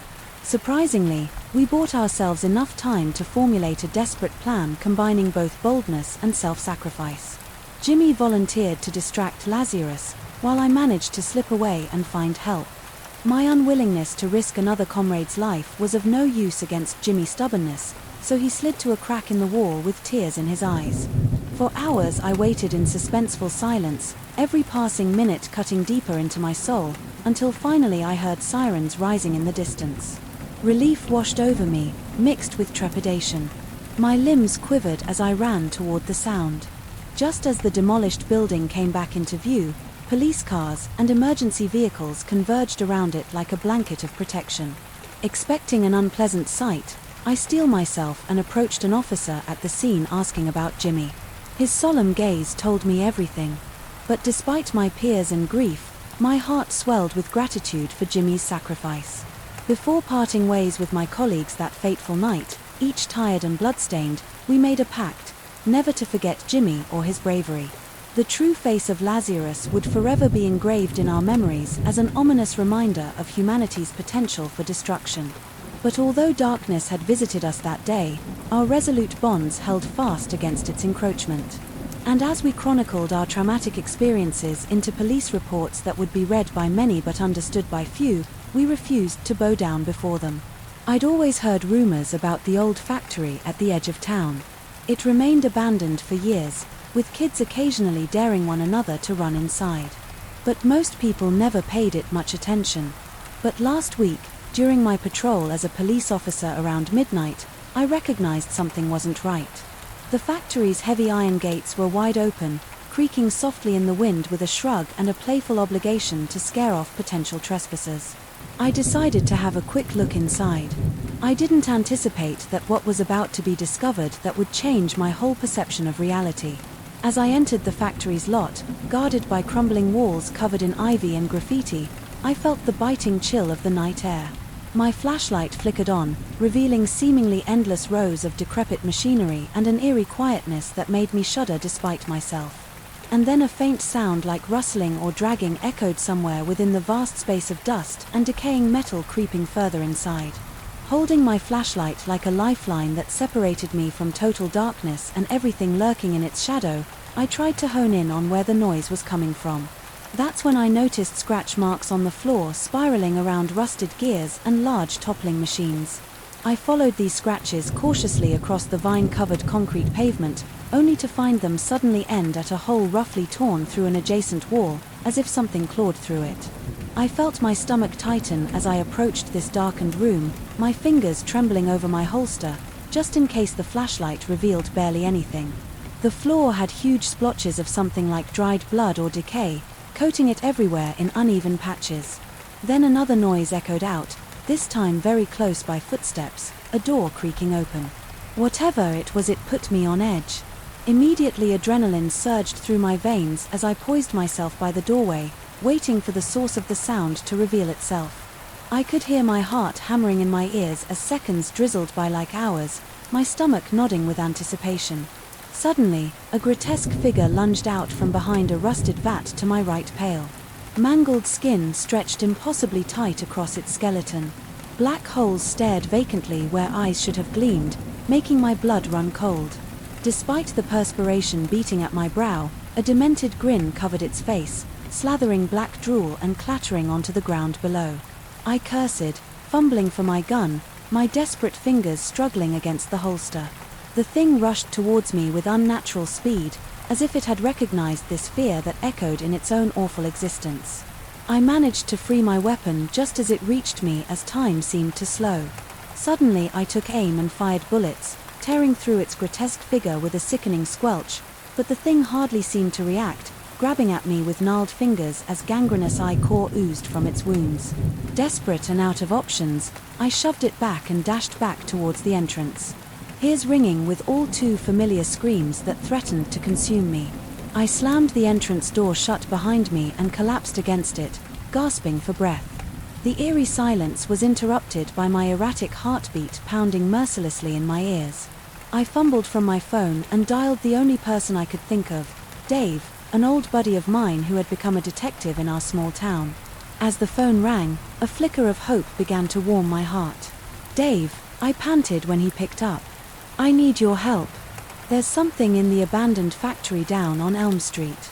It attacked me and it's like nothing I've ever seen before." At first he didn't seem to believe me, but as I described the twisted creature in horrifying detail, his skepticism gave way to concern. "I'll be right there," Dave said, his voice tight with urgency. Minutes later the cop car pulled up and Dave burst from the driver's seat. Despite our shared terror, we knew we couldn't simply abandon anyone else who might have come into contact with this monstrosity. We ventured back inside the decaying building together, my gun trembling in sweaty hands. As Dave took point with his flashlight slicing through the consuming darkness, we stumbled across grisly scenes of devastation, chilling evidence that others hadn't been as lucky as we'd been, each more horrific than the last. But there was no sign of the revenant beast. Just as despair threatened to overtake us entirely, we stumbled upon an old security room containing a few functional monitors. The flickering screens revealed footage from years prior, when the factory was still operational, a time before layoffs had caused widespread desperation and anger among employees. And there he was, Benjamin Northcott, once an influential supervisor at this very plant, but now reduced to a decaying husk, barely recognizable as human. Suddenly it clicked. Northcote had gone missing shortly after the plant shuttered its doors, and his wife had committed suicide. Not long after, unable to let go of the anger and resentment he felt, Northcote clung to the factory, twisted by hatred into the abhorrent monstrosity we'd encountered. As we'd adjusted this shocking revelation, a distant crash echoed through the building, a chilling reminder that Northcote was still here, still stalking us. Hearts pounding, we rushed back toward the entrance in an attempt to escape, but the doors slammed shut. Just as we approached, "You shouldn't have gone." Prying came a guttural, sinister whisper from behind us. I knew then that our fates were sealed and that we'd be joining Northcote's growing collection of victims. Only time will tell if anyone will ever uncover our fate and give us the peace we so desperately crave. But one thing's for certain, Benjamin Northcote had become something far worse than any ghost or monster I could ever have imagined, and now his fury threatens to consume us all. It was a sweltering summer afternoon when I met up with a group of friends I hadn't seen in ages. We were all craving something thrilling and refreshing to shake off the cobwebs of a mundane life. As we sat around reminiscing over cold drinks, I couldn't help but notice an odd feeling settling in my gut, as if events were about to spiral in an unpredictable direction. We finally decided to revisit the old quarry that we'd frequented as teenagers. It wasn't considered public land, which added an extra level of excitement to our adventure, though it wasn't exactly forbidden either. We gathered up beach towels and sunscreen before hopping into Carly's beat-up Volkswagen and setting off towards our destination. The quarry was found just outside Randolph Hills, a small suburban town nestled between two picturesque hills. The sun glinted off its water surface as we arrived, encircled by imposing rock faces that seemed more ominous than we'd remembered them being. No matter, we were determined to have one hell of a day. As we splashed around in the surprisingly refreshing water, one of my friends discovered a hidden entrance amidst the rocks, partially submerged below the waterline. Curiosity piqued. We cautiously swam towards this newfound opening, our senses heightened by both fear and gusto. Moments later, as we entered the dimly lit cavern and our eyes adjusted to its murky depths, we were met with a grisly sight. Dozens of tattered wallets and passports scattered about in various states of decay, shocked into silence. Our breathing was the only sound echoing within this vile mausoleum of human possessions. My throat tightened at this macabre spectacle, though none of us would admit it aloud. We couldn't shake the terrible suspicion that nefarious acts had taken place here, a secret graveyard for the mementos of missing persons. Our retreat from the cavern was halted when a man stepped into the entrance. I'll never forget the malice in his eyes. As he sized us up, a chill crept down my spine that no amount of warm sun could ever dissolve, though we hadn't known it. At the time, we'd stumbled upon the hideout of the thief, kidnapper, and quite possibly murderer known as the Collector. We tried to play off our discovery, making up an excuse about accidentally swimming into the cavern. The man's dark eyes glinted with skepticism, but he chose not to question it. Instead, offering to show us around. Instinctively, something deep within me screamed in terror, but fear and a sense of false bravado propelled us all to accept his twisted invitation. As our group followed the Collector through ancient passages and tunnels filled with suffocating dread, the echo of dripping water seemed to slow down with each torturous step. The adrenaline coursing through my veins kept my mind spinning in horrific circles of what ifs. At one point I noticed scratches on one of the tunnel walls, evidence of past victims attempting to claw their way out. The thought made my heart double its pace. That unfamiliar sensation of fear now contaminating every breath I took. The Collector's voice rumbled through the confined space as he told us morbid stories about this secret haven, delivering each gory detail with relish. My stomach wrenched with each tale and I felt a disheartening realization sinking in. Our chances of getting out were growing slimmer by the second. Suddenly, my friend Esther stumbled over something in the tunnel and let out a gut-wrenching scream. Her eyes fixated in terror, on something only she could see. My heart pounded and I could feel the fear engulfing Esther as well as the rest of us. "What's wrong?" Carly whispered, but none of us dared look away from the Collector. Esther didn't answer, her wide eyes glued to a severed arm entangled in vines. The Collector smiled sinisterly, a smile that somehow embodied the darkest corners of humanity. As he told us, I hunted down each and every one of them. You see, their identities were worthless to me, merely souvenirs from a time spent living among society. His voice was as cold as ice, a discomforting contrast to his warm breath which reeked of death. We were trapped in this underground hell with a monster wearing human skin, though it felt like an eternity. We finally reached what appeared to be the collector's makeshift living quarters. The walls were plastered with faded newspaper clippings and bizarre trophies, relics from past victims, lives panic-stricken. The gravity of our situation became maddeningly clear. He gestured towards a small wooden table scattered with old cassette tapes and a recorder. "Listen," he commanded sinisterly. Reluctantly, I picked up the recorder and pressed play. A distressed woman's voice told her story. She had been kidnapped weeks before and brought to this very place by the collector, whom she referred to as Fletcher Radford. My hands began to tremble enough. Fletcher snarled abruptly. "Now you know my name, something not even my own mother would recognize." He grinned wickedly. There was no escaping the fact that telling his name was akin to signing our own death sentences. As he began taunting us further with stories of his twisted motives and vile acts, we noticed his arrogant fixation on his own horrors created an opportunity for escape. In one sudden movement, Esther lunged towards him, catching him off guard, while the rest of us, seizing the chance, bolted for the tunnel we came from. Gunshots echoed through the tunnels as Fletcher pursued us. After minutes that felt like hours, we stumbled upon a small crevice in the rock wall. One by one, we hardly squeezed into the narrow space, feeling our way through the inky blackness. The sound of Fletcher's boots' steps grew louder and then faded away as he continued down the opposite tunnel. We remained petrified in the darkness, pressing ourselves against the cold stone and silently praying for luck to be on our side. As dawn broke through the cave system above and its fragile light began to illuminate our surroundings, we realized we had found an exit, a small hole leading outside near the waterline. It was almost too narrow for any of us to fit through, but it was our only hope. Disheveled and terrified, one by one, we clawed our way out into freedom. Emerging from that nightmare into daylight felt unreal. We helped each other stand up and stumbled away from that dreadful quarry until we reached Carly's car, our life flying back to civilization. Police investigations led to even more horrendous truths about Fletcher Radford. He'd been a member of the Randolph Hills community for years before his dark impulses took hold. They found his morbid lair where he would take his victims' lives and piled their belongings like trophies. Months later, I sat with my friends at a cafe in town, still haunted by our experience. "Do you think he will ever come back?" Esther asked nervously. I glanced at her trembling hands and said, "Who knows?" The truth was, we had no idea if Fletcher Radford would ever strike again or if he was gone for good for all.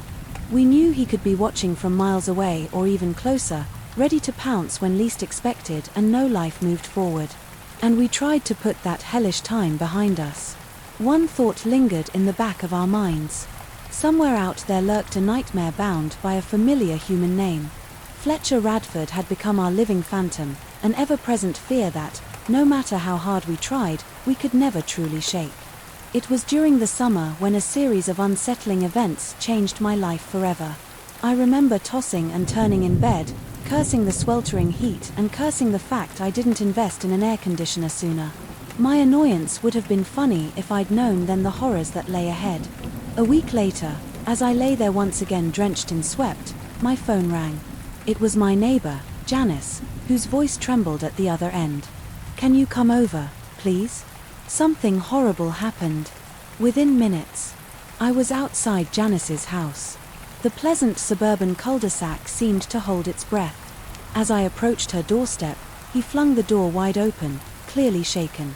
My friend Teresa was attacked. She explained, her eyes darting nervously around the room. I followed Janice inside and saw Teresa lying on the couch, her face bruised and swollen. A bloody rag clung to her arm where lacerations marred her skin. "What happened?" I asked gently.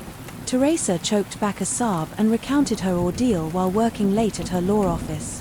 Downtown said that as she stepped outside for some fresh air, a man approached her from behind. He wore dirty clothes and had unkempt hair, but what was most unnerving were his intense eyes. He stabbed my arm with something sharp, I don't know what it was, and then he just stared at me with those eyes. She sobbed. Janice swaddled Teresa in a blanket as we brainstormed our next move. Calling the police seemed like a no-brainer, but Teresa insisted against it. Instead, we decided to take matters into our own hands and try to find this dangerous individual who disrupted our idyllic neighborhood. The following days were marked by unease in tension as we scanned local news reports for any signs of similar attacks. Despite our best efforts, we found nothing. The elusive attacker remained as anonymous as the murky depths of a stagnant pond, a face without a name. In a nearby cafe, we met some friends and discussed the situation with them in hushed tones. Concerned murmurs filled the room, only to be punctuated by terse laughter when someone cracked a joke to momentarily distract from the underlying fear that gripped us all as weeks turned into months, since summer faded into fall. The memories of the attack slowly retreated to the shadows of our minds like some grotesque specter biding its time, or so we thought. One dismal November evening, I decided to jog around our small neighborhood park. In hindsight, perhaps that was not the wisest decision, considering the unsolved attack that still haunts us all. But I desperately craved normalcy and couldn't let my life be consumed by fear. As my legs carried me forward with each pump of adrenaline-filled determination, my ears caught a distinctive sound. It was the almost imperceptible rustling of leaves nearby. But instead of a harmless animal, I soon found myself staring into those same intense eyes that had haunted Teresa so many months prior. My terror reached dizzying heights. As my brain registered this unforeseen encounter, the man covered in dirt and grime, his wilted clothing barely disguising his bony frame, snarled at me like a wild animal that had been killed to protect its territory. Lunging towards me with reckless abandon, he wielded a jagged blade coated in sticky gore. My mind raced with horrifying thoughts of what this deranged man might have done.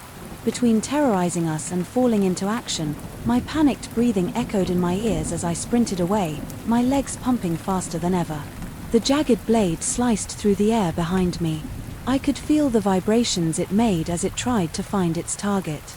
I rounded a sharp corner and dashed towards an alleyway, stumbling into a grocery store employee who was taking out the trash help. I yelled at him and we both instinctually ran back inside the store together, locking the door behind us. "What's going on?" he asked. With confusion and fear in his eyes. "There's a man crazy, dangerous, and he attacked me." I was between gasps for air. The man looked petrified but determined. We called over the store manager, who tried to calm us down while we waited for the police to arrive.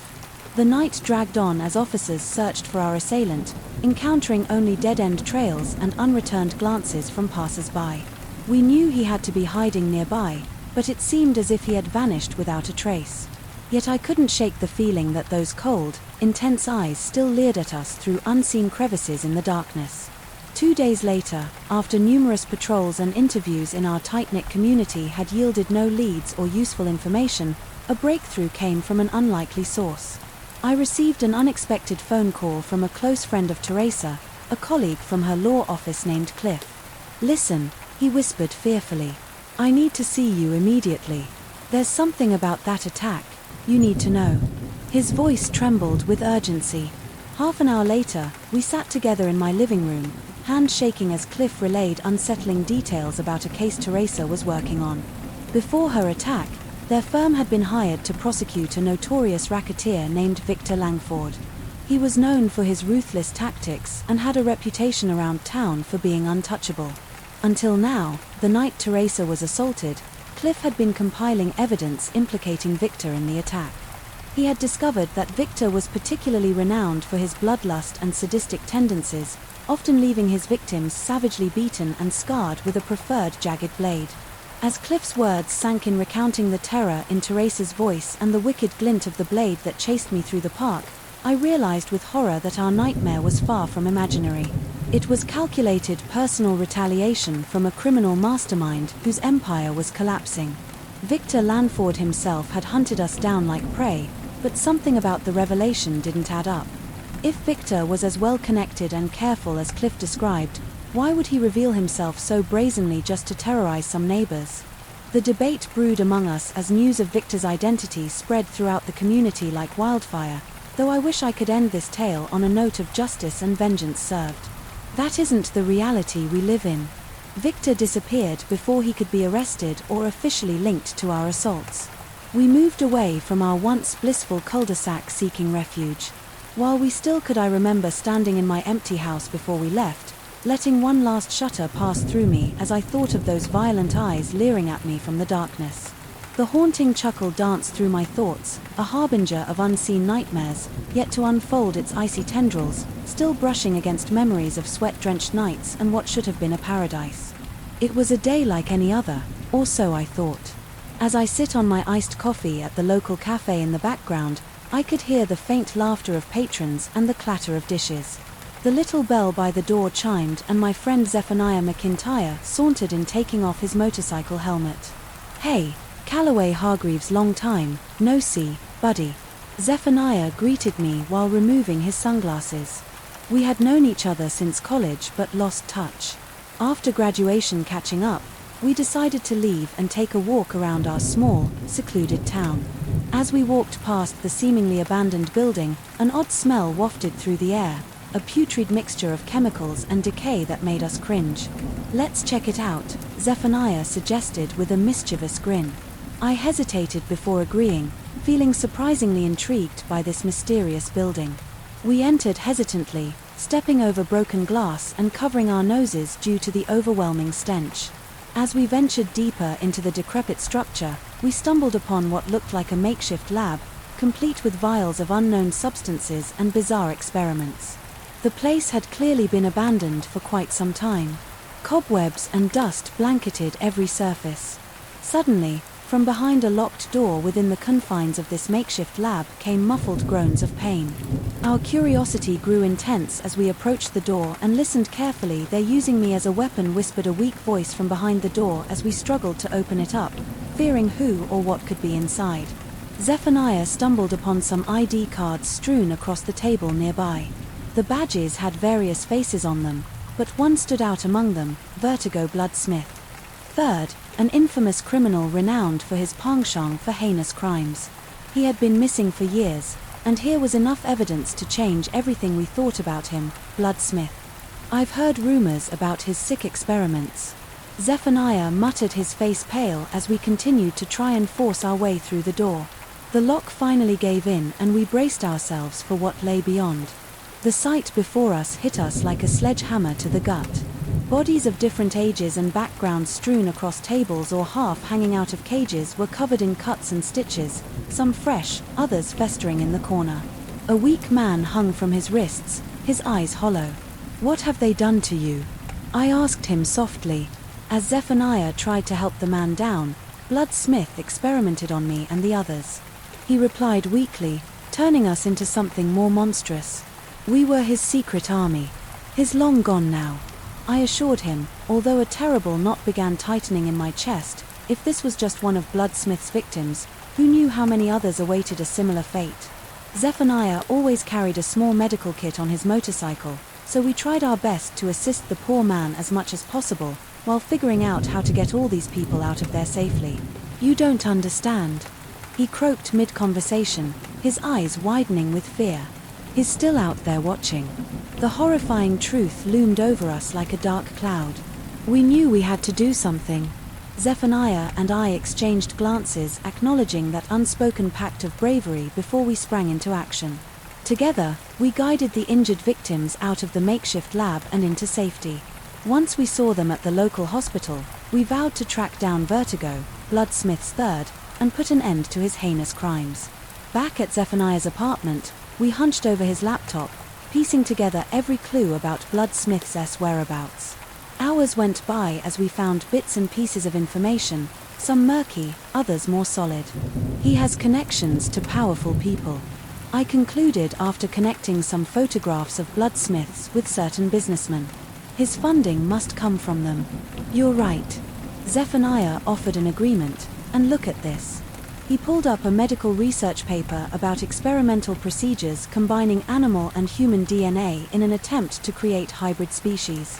The research was funded by a mysterious organization that left almost no digital trail, but its insignia matched the symbols we found within the hidden laboratory, realizing that Bloodsmith's actions weren't random but part of a larger plan orchestrated by powerful figures.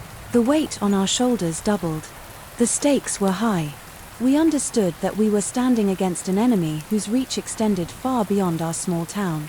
With no time to lose, we dove deeper into every lead until we managed to uncover Bloodsmith's newest lair, a warehouse located on the outskirts of town with heavy security measures in place. Undercover, in the darkness, Zephaniah and I infiltrated the warehouse, adrenaline coursing through our veins as a constant reminder that time was not on our side. Slipping past security checkpoints and cameras was no easy task, but our sheer determination fueled us forward against all odds. As we crept through the dimly lit corridors, we stumbled upon something that finally shattered the mysteries surrounding Bloodsmith's true origin. A dusty file containing pages of genealogy records revealed that Vertigo Bloodsmith III was actually the illegitimate son of a powerful pharmaceutical company's heir. Bloodsmith had been denied his inheritance due to his illegitimate status and had harbored a deep-rooted hatred for his father. Swayed in bitterness, Vertigo sought revenge by embroiling his father's own company in a sordid scandal involving horrifying genetic experiments. This explained the link between the mysterious organization and Bloodsmiths. Armed with the new knowledge, Zephaniah and I reached the core area of the warehouse. There, a room full of monitors displayed live footage of several hidden laboratories around the country.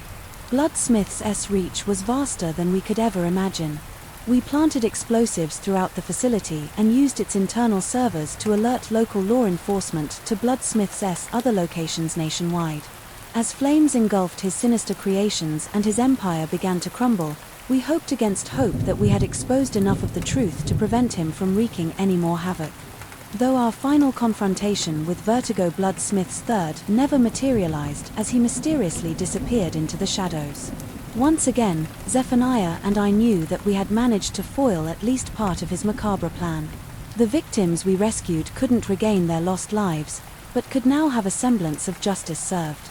In the end, despite being pinned against the cunning antagonists who seemed all but invincible, we emerged victorious, spurred on not only by our desire for justice, but also because of our unwavering bond as friends who refused to crumble under pressure even in the most trying circumstances.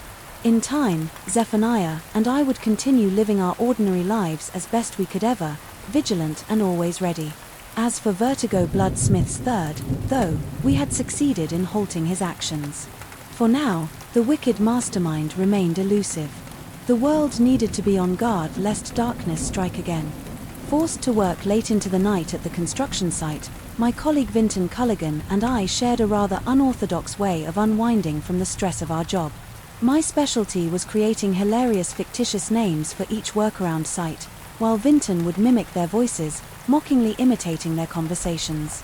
It was all innocent fun until things took a bizarre turn one night, working on a newly emerging housing development in Stonebridge Acres on the outskirts of Jackson, Mississippi. There was something eerie about that area. It wasn't paranormal.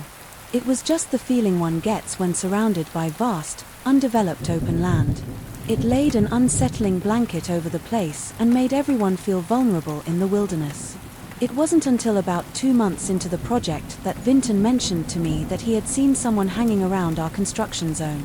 After hours, he described the man as scruffy, looking about 6 feet tall, with scraggly hair and a beard that hadn't seen a razor in ages. The first time we encountered him, he just stood there at a distance, gazing at our illuminated workspace from behind some trees. Over time, his actions escalated bizarrely. To our utter disgust, animal carcasses started showing up near our construction site.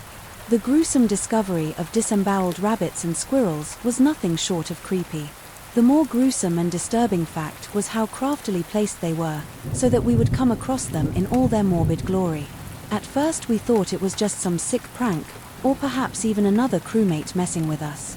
But one day, while doing some work near the tree line, I heard whispering coming from a nearby cluster of bushes moving closer to investigate. I mistakenly engaged the strange man crouching there.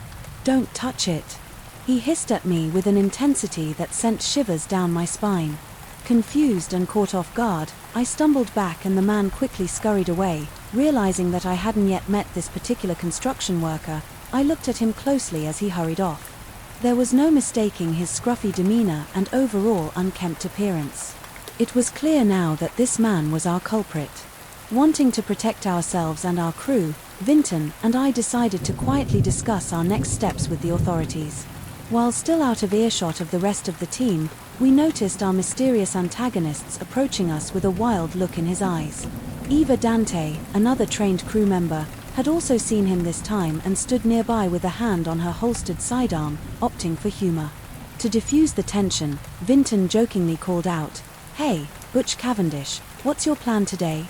Some more squirrel dissection." The man snarled in response, mumbling something incomprehensible under his breath. As he got closer, it became apparent that humor wouldn't work on him, as any hope of a peaceful resolution dissipated before our eyes. We braced ourselves for a confrontation we never fathomed happening on this quiet construction site. As the peculiar man approached us, his eyes darted around as if he were afraid of something. Ava. Vinton and I all shared a tense glance, unsure of what to expect. Was this man going to hurt us? What did he want? It was impossible to predict his next move. "Stay back," Ava warned him. Her voice shaky, but stern. As she drew her sidearm, the man stopped in his tracks. A disheveled look of distress crossing his face. It seemed like he was more scared of us than we were of him. "Please," the man stammered. "I just need your help." Help? Vinton scoffed skeptically. What help could we possibly give someone like you, afraid to approach him further, but genuinely curious about his intentions? We listened as the man began to explain himself. His name was Samuel Tremblay, a former marine biologist who had been living off the land in Stonebridge Acres for the past year or so. Supposedly, he had been trying to protect local wildlife from some unknown predator that was causing irreparable damage to their population.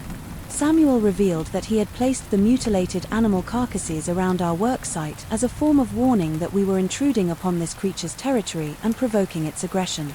It seemed far-fetched and suspicious at first, but Samuel showed us his makeshift campsite, full of books and research notes about an elusive breed of carnivorous creature that inhabited the region. Even before human settlers arrived, a shiver ran down my spine at the thought of working alongside an unidentifiable and dangerous predator. For months, Ava holstered her weapon, finally sympathizing with Samuel's frantic mannerisms. Unsure about whom else we could turn to regarding this matter, we realized our best option was to cooperate with Samuel, at least temporarily. We devised the plan. Ava, Vinton, and I would report what we learned to the rest of the crew and halt construction immediately. In return, Samuel would set up traps and conduct surveillance to ascertain the true nature and whereabouts of the mysterious creature. Stalking our work site, alerting our superiors and co-workers was no easy task, but we were determined to ensure their safety. With everyone informed in accommodations made for a temporary suspension of work, our team regrouped and cautiously decided to aid Samuel in his endeavors. Together with Samuel guiding us, we spent arduous days studying the terrain, setting up traps and carefully observing any signs of the predatory beast. After several sleepless nights, Samuel's perseverance finally paid off. He caught footage of a massive animal on his trail, cameras that none of us had ever seen before. Its misshapen body resembled a grotesque hybrid of wolf and bear, muscular, agile and astonishingly unrelenting in its pursuit. We provided evidence of this creature's existence to local wildlife authorities, who enlisted experts to help manage the situation, though they warned us that extracting or eliminating such an unpredictable adversary could take months or even years, depending on its behavior patterns. Ultimately, our building project was suspended indefinitely, out of consideration for both human safety and the delicate ecosystem in which this unusual creature lived. Our lives turned a new page as we found ourselves forced to seek other opportunities. Samuel faded from our lives just as surreptitiously as he had entered them for a while after departing Stonebridge Acres. I couldn't help but wonder if there might have been something more to him that we failed to grasp during our brief partnership, or whatever it was considered, between strangers brought together by circumstance. It wasn't until much later that I stumbled upon an article about Samuel Tremblay's past. Once a respected scientist with a promising career ahead of him, he'd been tarnished by scandal when his claims about the predator were derided as wild fantasy, putting a permanent damper on his credibility within the academic community. As I thought back on those bizarre days spent chasing unearthly shadows through the wilderness with a haunted man, I couldn't help but wonder if we'd succeeded in bringing attention to a long-lost truth or merely helped perpetuate an age-old myth. But one thing was for sure, Stonebridge Acres would forever remain etched into our memories as a formidable enigma, perhaps best left untouched.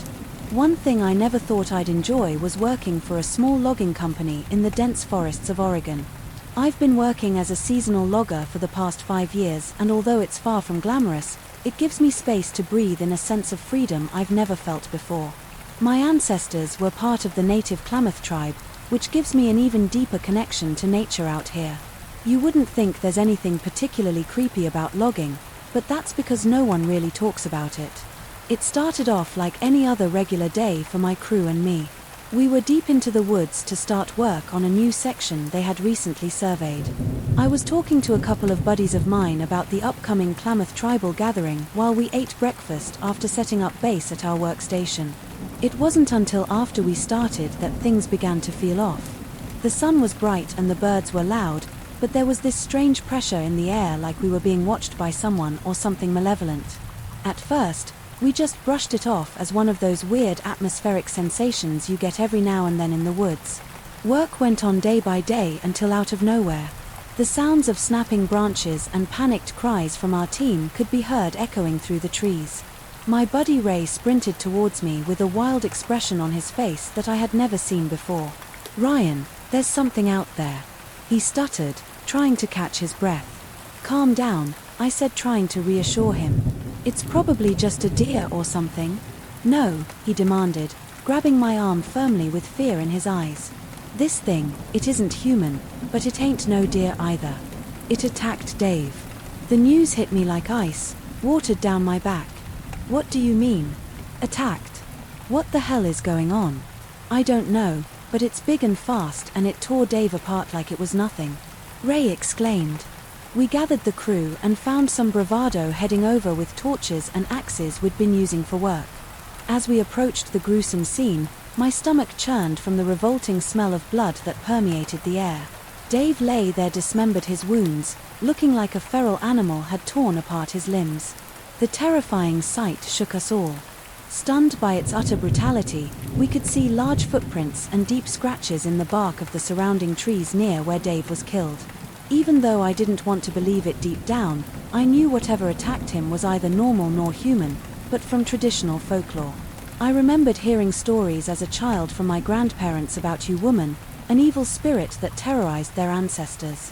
I always thought these stories were just meant to keep kids in line, but now, faced with the dismembered body and destructive evidence around me, I couldn't help but recall those tales. 2 days later, I woke up at 2 in the morning to see Larry, another co-worker, standing over our makeshift table with a cigarette in hand. He had never smoked before. In between fits of shaking, he managed to tell me about a horrible dream where some grisly-faced monster with twisted flesh and hateful eyes prowled through our camp, leaving chaos and destruction in its wake. Normally I'm skeptical when people talk about dreams or premonitions, but seeing Larry there on the verge of tears, I couldn't shake off the feeling that maybe he was onto something. Considering what happened earlier with Dave, the sun had risen just enough to turn night into day when we began preparations to pack up camp. If this malevolent beast was truly a part of Klamath folklore, our next and perhaps only option was to seek help from a medicine man, one who might know how to banish the evil that seemed to stalk us. Just as we began breaking down our tents, a guru growl echoed through the trees, making everyone's blood run cold. In the distance, we caught a glimpse of an ungodly being. It was far too twisted and unnatural to be purely of this earth. Yet here it was, stalking our every movement. Panic erupted. We scrambled to grab what we could and started running in fear for our lives. The monstrous creature lunged from behind the shadows. Its grotesque figure, almost human but not quite. It was covered in matted hair and decay, with sharp claws and a twisted leer that spoke of pure malice. Its eyes gleamed with the hatred that made my blood run cold, and the stench of its rotting flesh filled the air. We knew it wouldn't be long before it attacked again. As we stumbled through the woods, trying to put as much distance as possible between us and that horrific creature, we found ourselves being herded towards an old, abandoned cabin. With no other options, we decided to barricade ourselves inside. Desperate for any hope of salvation, we lit a fire in the fireplace and hoped, against all reason, that somehow help would come. That night we could hear the howls of the creature outside as it circled the cabin. I could only sit there clutching a hunting knife in my hand, the only weapon I possessed, as images of Dave's mutilated body flashed through my mind. In that moment I knew that was likely our collective fate as well. From outside came the sound of trees crashing to the ground too close for comfort, and the screams of one of our own being dragged away. The rest of us huddled together, sobbing as another life was brutally snuffed out by this vengeful spirit. The morning finally arrived. Haggard and exhausted, we found our way to a nearby village where we pleaded for help from anyone willing to listen to our frenzied tale. Eventually, an ancient figure approached, an elder named Kaya, who claimed to be descended from powerful shamans. She told us that you women were more than just a myth. It was an ancient evil spirit born from a curse placed upon their ancestors by the neighboring tribe, shaman, and vengeance, for unspeakable atrocities committed against them. This monster had been born from generations of hatred, pain, and bloodshed. Kaya agreed to help us, but she warned that banishing the spirit would not come without a price. She said that one of us must be willing to sacrifice themselves at dusk, becoming a part of the monster in order to satisfy its hunger for retribution and absorbing the curse.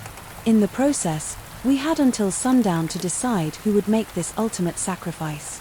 After hours of heated discussion, our numbers dwindled, as some chose to abandon the group in hopes of finding safety elsewhere. In the end, only 6 of us remained: myself, Larry, and 4 others, who simply couldn't bear leaving behind those they loved any longer. As we stood in a circle around Kaya while she prepared her ritual, the sun began its descent towards the horizon. We drew straws, a short grim reminder of what awaited one of us. When my turn came to pick a straw, my hand trembled with fear as I grasped one between my fingers and pulled it free. The straw in my hand was short. I knew then that my fate was sealed. I would become part of you, women's, forever. Though fear gripped me, I could not help but feel an odd sense of peace, knowing that my death would save the lives of others and bring an end to this nightmare. As the sun dipped below the horizon, Kaya began her chant, a guttural incantation that echoed into the darkening sky.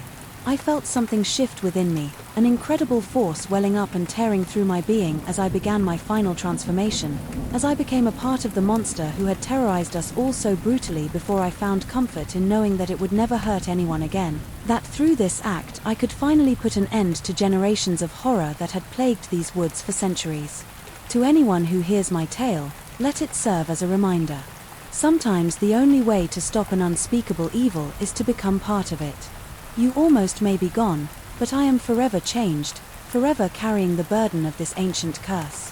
This story could have ended much differently had I never responded to your task, but now I fear this is how it must be.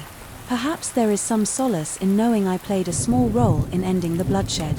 Yet nightmares linger in my mind as I sleep in my new home, deep within these dark woods that were once my prison, these woods that now serve as my tomb. I had just started working at the Pine Hill sawmill when all the strange occurrences began smack dab in the middle of the southwestern United States. Pine Hill was a small town with a tight-knit community. It wasn't long ago that I moved here, drawn by the opportunity to work in a song, though with roots deep in my Native American heritage. My job, which consisted mainly of operating the heavy machinery used to cut and sort logs, wasn't all that glamorous, but it paid the bills. My boss, Jason, always tried to lift our spirits with his cheesy dad jokes. Why did the tree go to the barber? He'd ask with a wink, as if he hadn't told us 1,000 times before it needed a trim.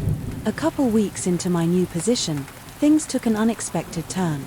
One day at lunchtime we noticed one of the other guys from the crew was missing, Mike.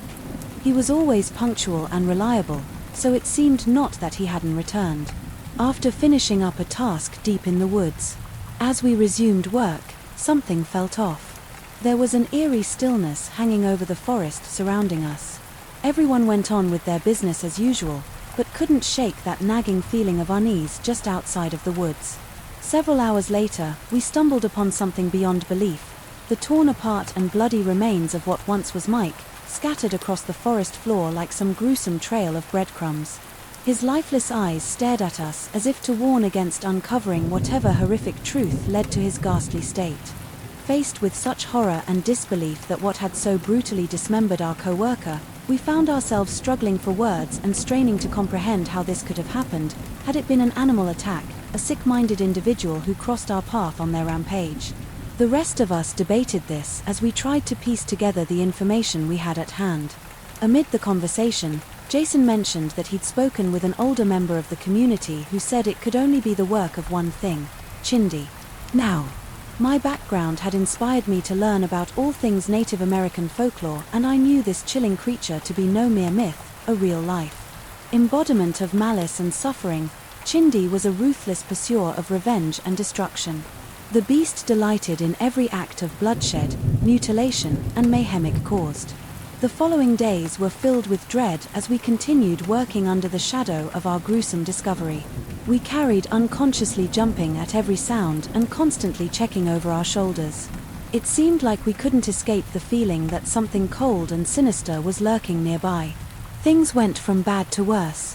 When Sarah, our receptionist from the sawmill office, started missing calls during her usual jogging routine around Pine Hill, the phone line crackled and cut out whenever she tried to talk, casting a sinister uncertainty in Sarah's strained voice as she desperately tried to contact us just before vanishing into thin air. We knew deep inside that Chindi had struck once again, probably sensing our fear as we whispered its name, feeding its insatiable appetite for terror. Nowadays, as I stand before the same heavy machinery I once operated so casually without a care in the world before my life changed overnight, every creak of branches resembling the low roars emerging from Chinese monstrous throat, I can't help but feel my heart pounding against my chest beneath the grim weight that looms among the leafless pines around me.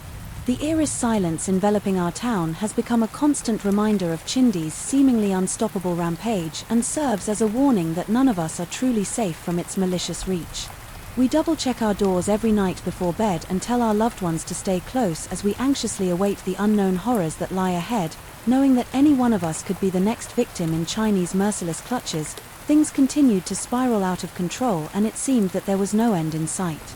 Every day, the whispers of Chindi and its reign of terror fuel the fear in our hearts. However, one day a mysterious stranger by the name of Henry appeared in our town. He was an older man with a grizzled beard and piercing eyes, who seemed to have seen the far reaches of the world. Henry claimed to have experience with folklore creatures, particularly those from Native American tales. As we continued to encounter blood-curdling horrors at every turn, we had no choice but to put our faith in him. With each passing day, he shared stories with us about other monsters and mythical beings he had encountered, only to leave us feeling even more terrified. During one harrowing night, we found ourselves cornered by Chindi near the edge of town. Our heavy breathing and rapid heartbeats made it clear we were on the brink of panic. However, just as Chindi was closing in, Henry stepped up to confront the terrifying beast. It wasn't long before Henry's extensive knowledge became apparent. Instead of turning and running like instincts told us to do so many times before, he stared straight into Chindi's grotesque guise filled with malice and hatred. In the chaos of that night, we managed to barely escape certain death. Henry revealed how he had found a ritual from authentic oral traditions passed down through generations to weaken Shindig's power and its hold on our once peaceful town. Although it wouldn't entirely vanquish Chindi's existence, it would weaken it severely enough that it would lose its appetite for terror over the next few days. Guided by Henry's wisdom and experience, we located several sacred objects necessary for performing the ritual. The time finally arrived for us to challenge Chindi and take back control over our lives forever. As darkness cloaked our town in a veil of dread, we gathered around the bonfire beside the woods that bordered our town. The flames flickered menacingly against the chill of the night. My heart pounded in sync with my heavy breathing and my hands trembled as I clutched onto the ritual objects gathered together. Filled with courage and desperation, we recited ancient words under Henry's guidance, while following the ominous instructions in his old tattered leather book. We could feel something shift in our surroundings, almost like a dark energy being drained from the air. With each word spoken whispered, howls echoed through the forest full of pain and fury. As the ritual came to its climax, right when our anxious hearts felt like they were about to burst, Chindy's presence dissipated into a swirl of shadows, and silence fell upon us. In the weeks that followed, life began to return to normal. We started to feel an odd sense of calm in the town, once plagued by Chindy's reign of terror. Laughter filled the air, children played outside again, and conversations no longer revolved around fear and anguish. The creature known as Chindy was reduced to a mere shadow lurking in the darkness, as we had substantially weakened its powers. But still we knew it wasn't completely gone. New locks were installed on our doors. Not that they provided any real reassurance after what we had witnessed, but there was solace and the familiar routines returning to our lives. Henry eventually moved on, continuing his pursuit of knowledge and his exploration of mythical creatures hidden in society's darkest corners. He left us with solemn warnings thanks to his understandings of those supernatural beings, as Chindy remained lurking in the shadows, weakened but very much alive. It has been years since that fateful night when we confronted Cindy with Henry's help. I write this now as a desperate reminder. If you ever hear whispers of Chindy or any other terrifying creatures from Native American folklore, hold on to your loved ones and walk warily through the dark. We had fragmented our nightmare into a weakened apparition, but our hearts told us it wouldn't be gone forever. Its malevolence continues to lurk in the shadows, waiting for a moment of weakness in its victims. For now, our town goes on, but silence occasionally hangs heavy under the leafless pines, hinting at the lingering darkness among us all. I first met him at a local bar on a chilly December 23, 2013. A robust, grizzled man with piercing green eyes who kept to himself in the corner. Everyone knew to call him Klosky, though no one really knew what he stood for or who he was. That night, he seemed in high spirits. Maybe it was the holiday season, or just the easy flow of alcohol. Regardless, his mood seemed as unpredictable as the cosmos themselves. My name is Jotham Silverstone. For years, I've been plagued by debilitating insomnia that fogs my days and haunts my nights. The little sleep I manage to gather gets shattered by hair-raising, nightmares, and cold sweats. On this rare occasion, though, I found solace in the dimly lit tavern, its warmth comforting me against the frigid Appalachians. Outside, as I enjoyed my drink in the now musty bar, a group of rowdy patrons burst in wearing tattered clothes and cuts littering their skin. They spoke loudly about an event that had occurred recently within a notoriously deadly forest, which left many of them scratched, bruised, and terrified. We were having ourselves a bonfire when out of nowhere comes this strange howling. One of them explained, while another interjected. I swear it wasn't anything I've ever heard before, like something straight out of hell. The air in the bar grew thick as everyone listened intently to the bizarre tale. Klosky leaned forward and gestured to one of the men holding on to a shimmering metal box filled with blood-soaked keys. "What's that you got there?" Klosky questioned him. Curiously, the man hesitated for a moment before answering nervously. "These are some old keys we unearthed on our way back. Maybe they're connected to whatever is out there." A tall man leaned against the wall and gave a throaty laugh. "Keys to what? Probably just some rusty trinkets from an old cabin or something." He snorted and shook his head, but he couldn't completely shake an unnerving feeling deep in his gut. Curiosity got the better of Klosky, and he suggested that the group take him back to where they found the keys. Despite warnings from everyone present, they reluctantly agreed with the unspoken understanding that Klosky could not be dissuaded. Despite their perilous finds, the forest was thick with fog, as if cloaked in an impenetrable shroud of mystery. Chains rattled subtly in the distance. As the small group wore further into the shadowy maze of twisted branches and cold damp earth, suddenly a fleeting and eerie cackle echoed through the trees, causing one member of the pack to cry out before stumbling over a hidden thicket. Klosky forcefully pried open the lock on what appeared to be a long-abandoned storage vault that was dimly lit by scant shafts of moonlight. Scattered throughout were rusted torture devices, broken skull fragments, and decaying remains of humans and animals alike. Panic began to grip everyone present as a creeping sensation spread throughout their bodies. They were being watched from deep within the dark recesses. Emerged an emaciated figure bathed in filth and gore. Its ghastly visage, too horrifying for human eyes, it lunged ferociously towards them. Terrified screams punctured the night air as Klosky and his companions scrambled desperately for safety, tripping over obscene relics abandoned by the gruesome captor. As they stumbled upon yet more chambers filled with macabre tools and shrines adorned with pieces of dried flesh stretching from floor to ceiling, dread choked their hearts while terror clawed at their minds. The disembodied house seemed to echo all around them, while the cruel and twisted creatures ceaselessly hunted them throughout the darkness. It was as if their fate had been violently yanked from their hands, leaving only dread and despair in their place. The hours stretched into eternity as the group fought to overcome impossible odds. But it became clear that, despite their efforts, they were all pawns in this wicked creature's sadistic game. Suddenly a blood-curdling scream split through the silence when one of their own vanished into the shadows, leaving only a dismembered limb behind as proof of his grisly demise. Kloski's hardened resolve began to crack under the weight of such abhorrent circumstances. My hands trembled as I scrambled to my feet, determined to confront this sinister being that tormented us relentlessly. The frigid dew-drenched forest floor served as an arena for a showdown where only one would leave alive.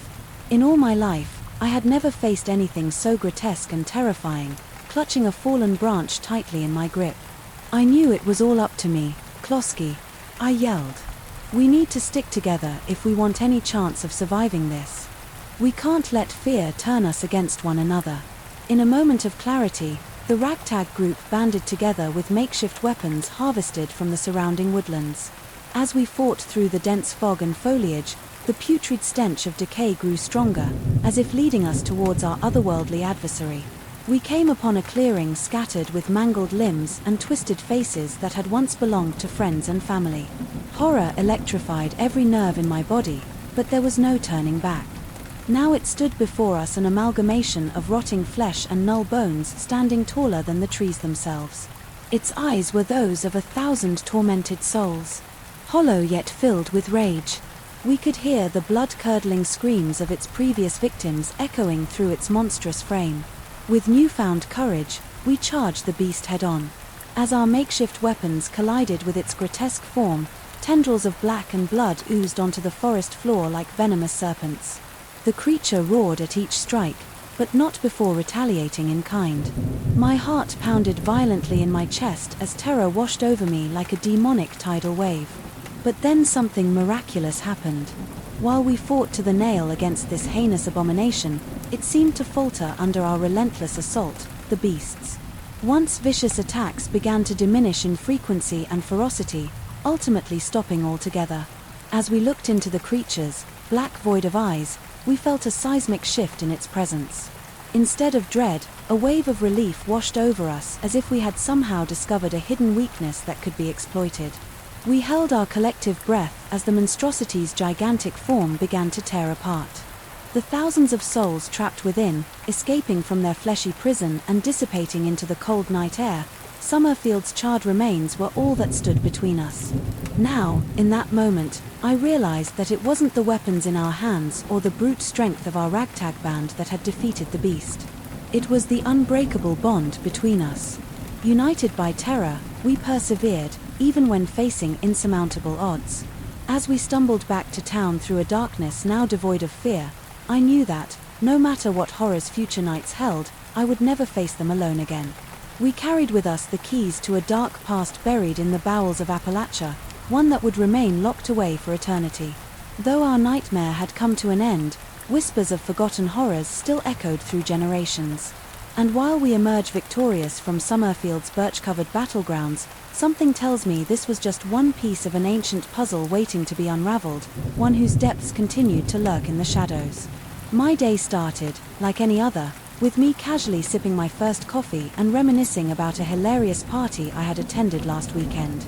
My name is Kensington van der Beek, and no one would ever imagine what fate awaited me on that fateful day.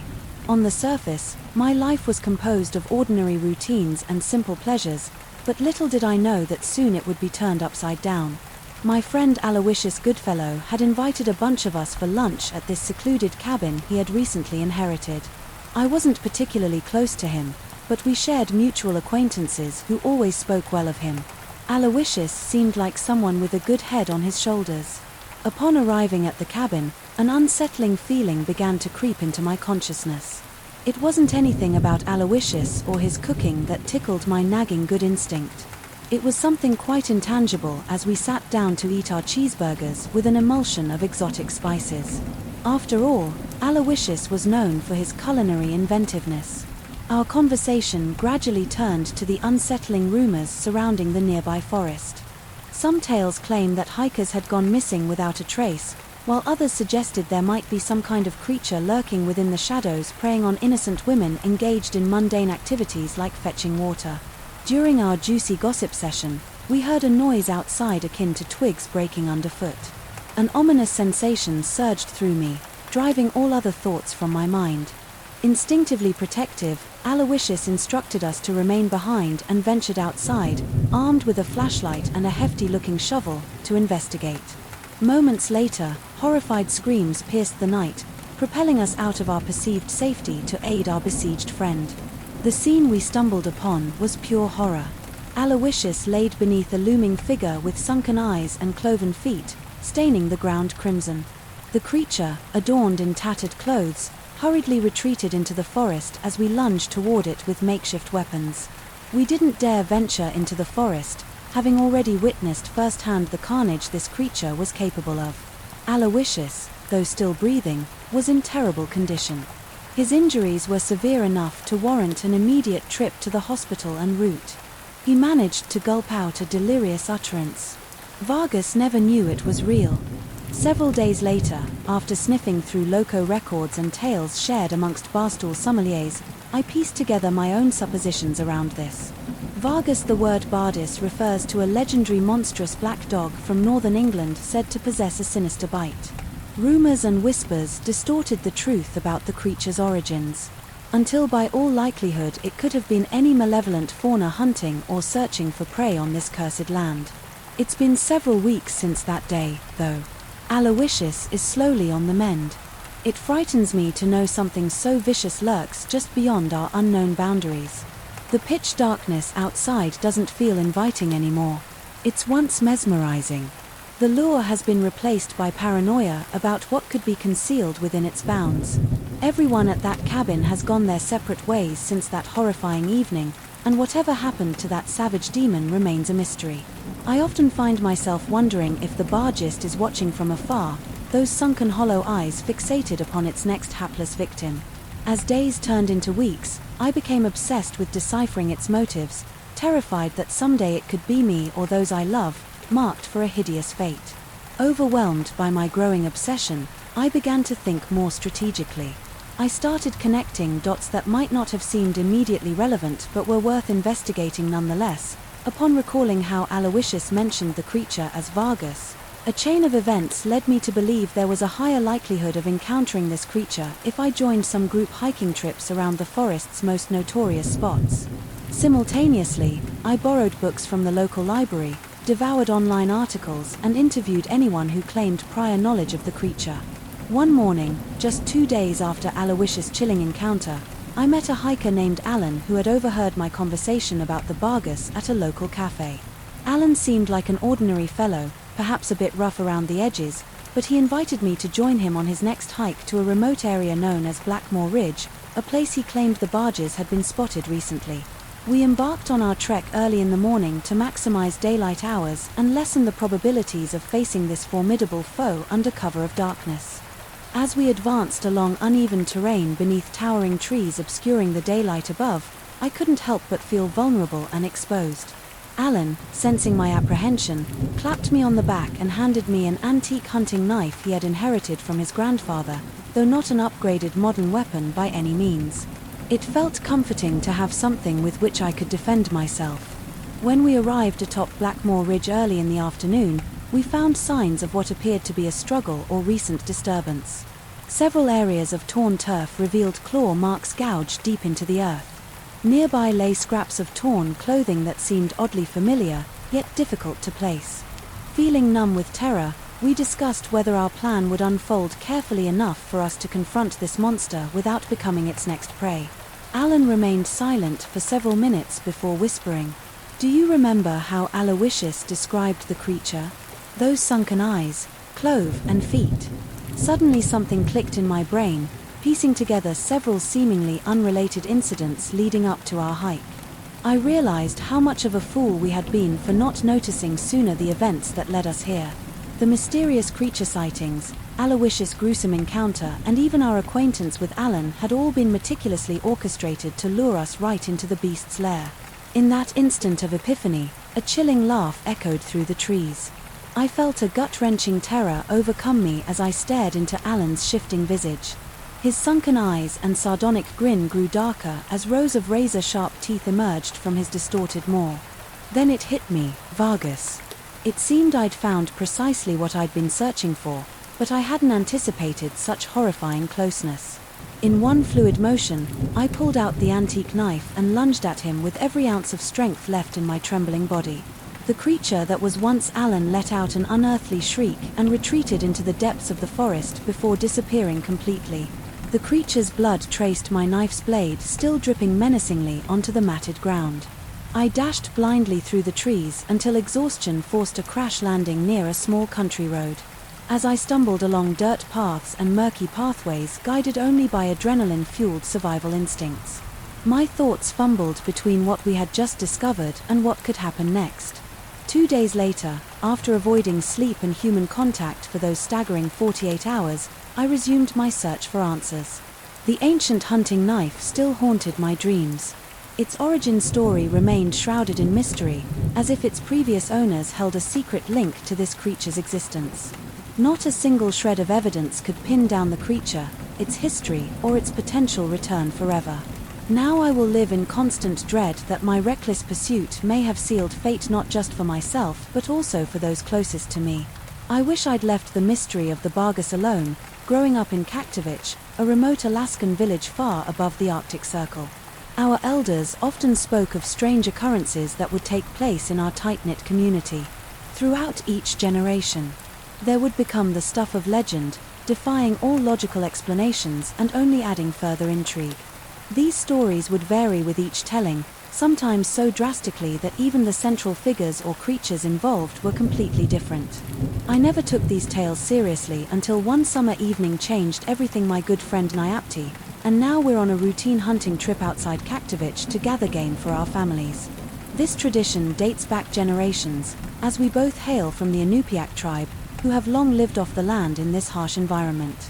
I valued my friendship with Nyapti and, though our schedules didn't always align, when we found time for a hunting trip it felt like a reunion. Our hunting expeditions were full of laughter, mischief, and good conversation.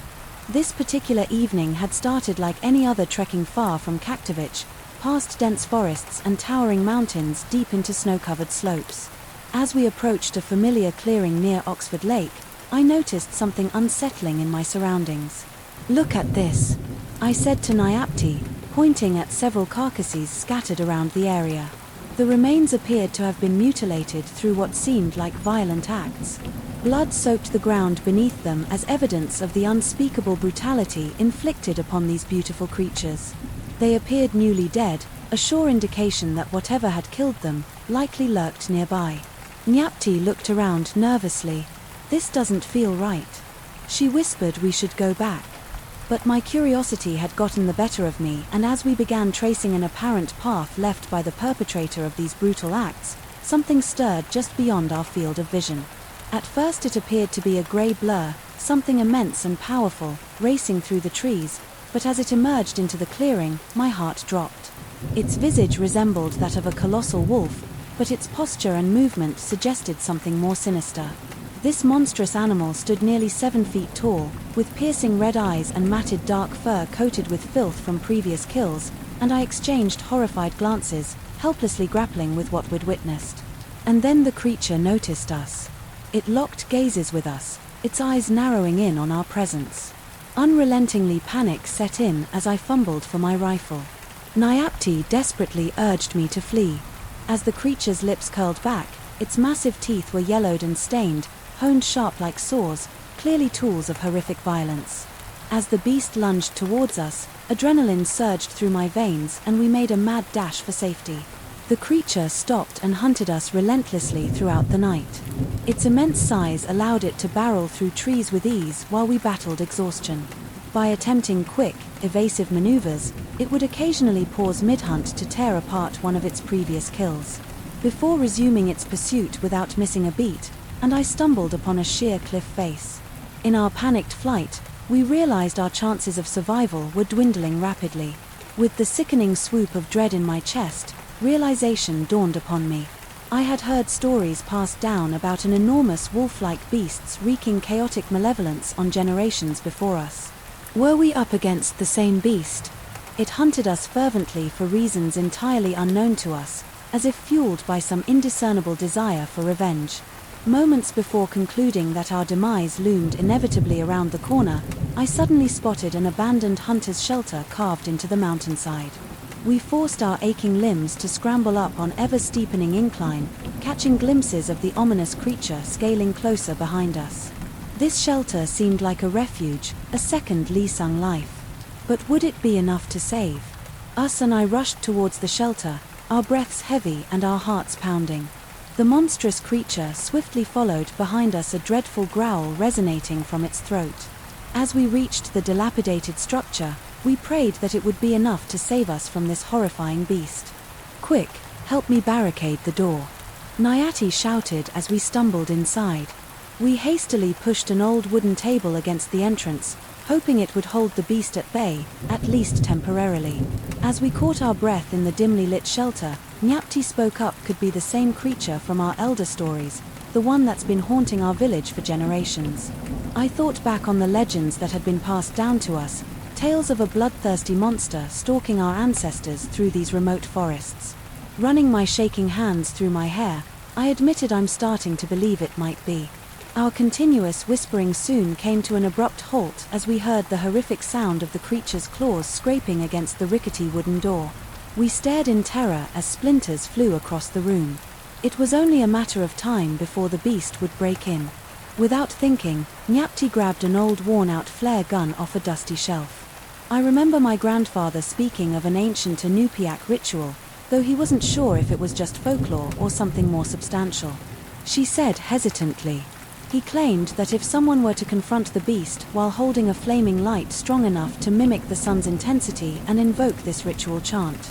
As she recited the ritual incantation in hushed tones, I noticed the beam of sunlight pierced to a small gap in the shelter's ceiling. An idea sparked inside me. "Neopti. Maybe it's worth a try. We have nothing to lose at this point."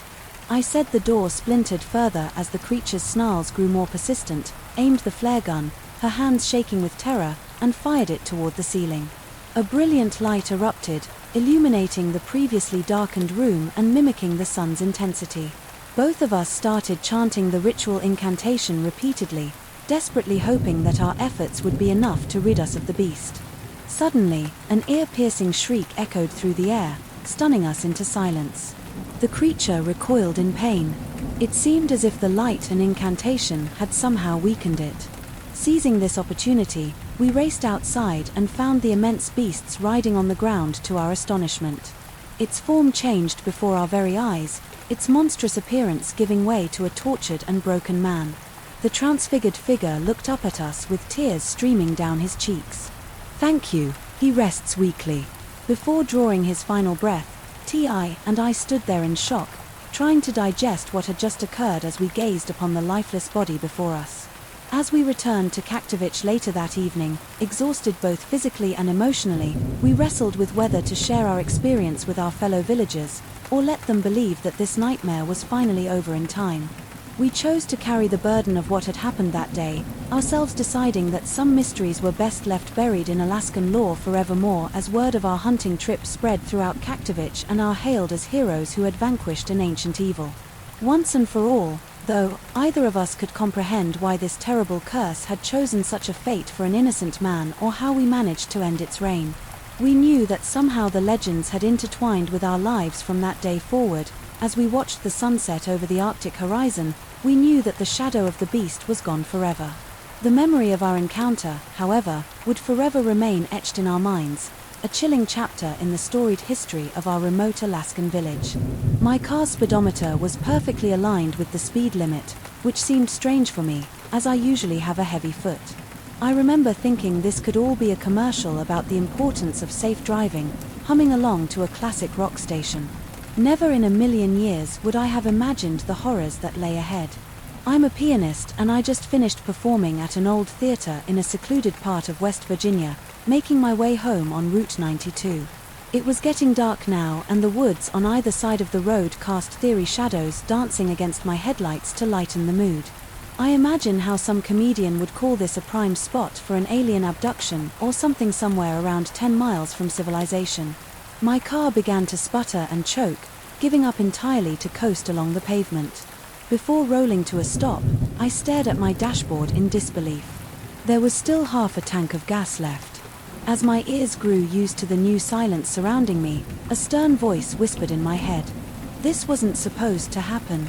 Emerging from my car, with that voice getting ever more insistent, I started checking everything under the hood for anything to miss. Finally deciding it was beyond repair, I decided to walk back toward town just before shutting the hood. Movement in the corner of my eye caused me to pause. Before me stood two hillbillies that seemed simply out of place. "Hey, there," one greeted me. His name Tag read. "Tad, it looks like you're having some trouble with your ride." "Yeah," I replied cautiously.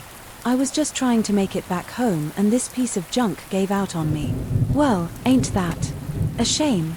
Tad's companion drawled out sarcastically. His name Tag, said Earl. Feeling uneasy and slightly annoyed by their presence, I said, "Look, I'm fine. I'll just walk back to town and call a tow truck." "Thanks for your help," though something in the way Tad and Earl exchanged glances made me reconsider walking. Tad scratched the back of his head and hesitated before saying, "Listen, there's something you should know about these woods. There's been talk around town about sightings of an unnatural creature roaming around here." Despite my skepticism, I couldn't deny a chill prickling at my skin. "And what kind of creature are we talking about?" Earl leaned in closer, his face solemn. "They call it the Dogman, a beast that looks like a man but has the appearance of a twisted wolf." I laughed out loud and I felt my nervous tension ease up a little. "Right. So we're talking about werewolves now, anything else? I should be aware of Cyclops gnomes." But Tad wasn't laughing with me. He was deadly serious as he whispered, "Some folks have gone missing. They just vanished into thin air." Weighing my options silently, I decided to take them up on their offer for a ride back to town. Things started out unremarkable.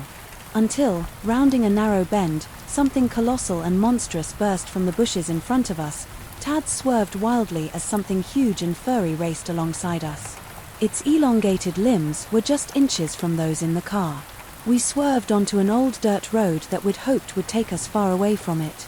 With eyes clenched shut in terror, I heard Earl whimpering softly next to me, but still managed to catch the two words that would change everything.